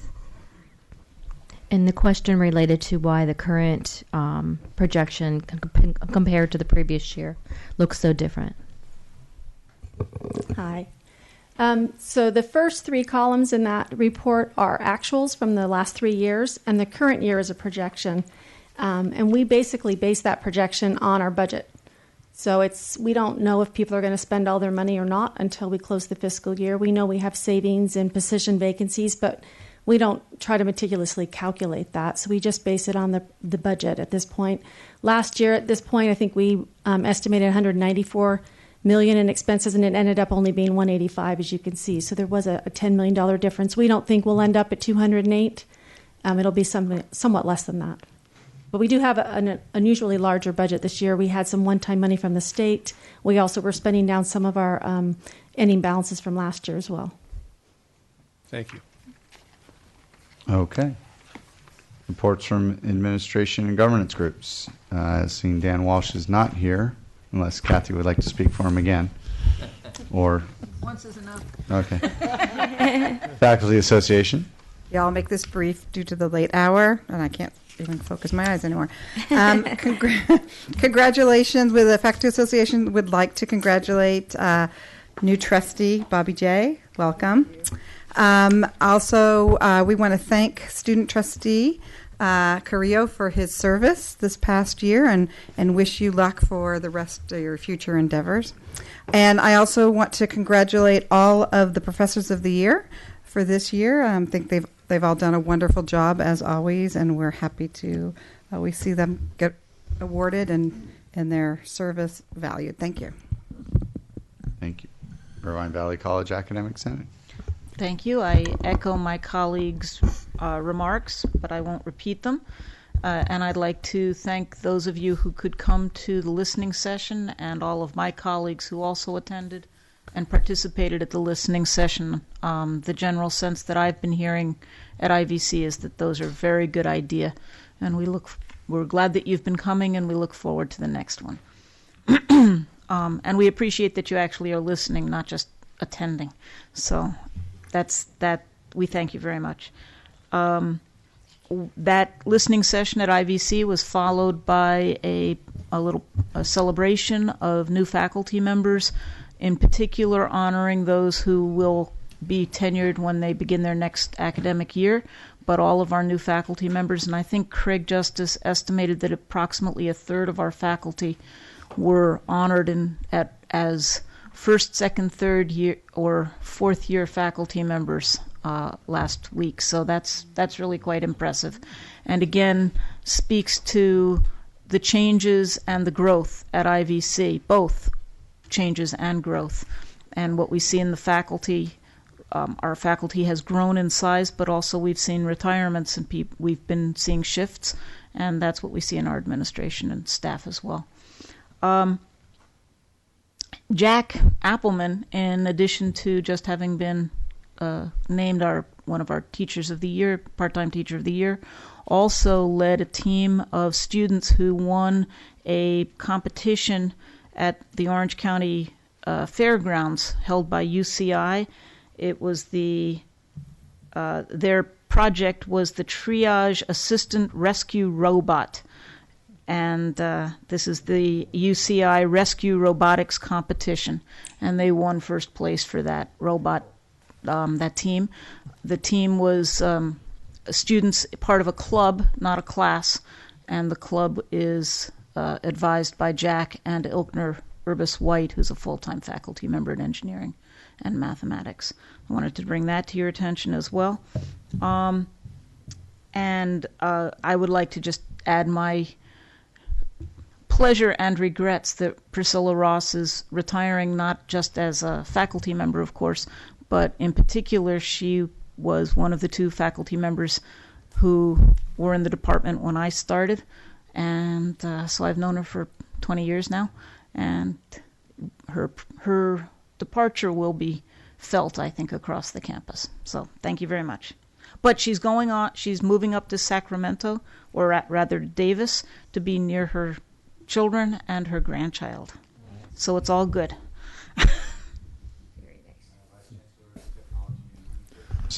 No report. Vice Chancellor, Human Resources. Our HR department will be visiting recruiting veterans at the local base on April 30th. Keefe, it's been good having you on the board. Accounting is a great field. You want to pursue that afterwards with an MBA to add to that for like financial analysis or HR. That's a really good area as well. Trustee Jay, it's good to have you on the board. I think you're going to add a whole different perspective, so welcome.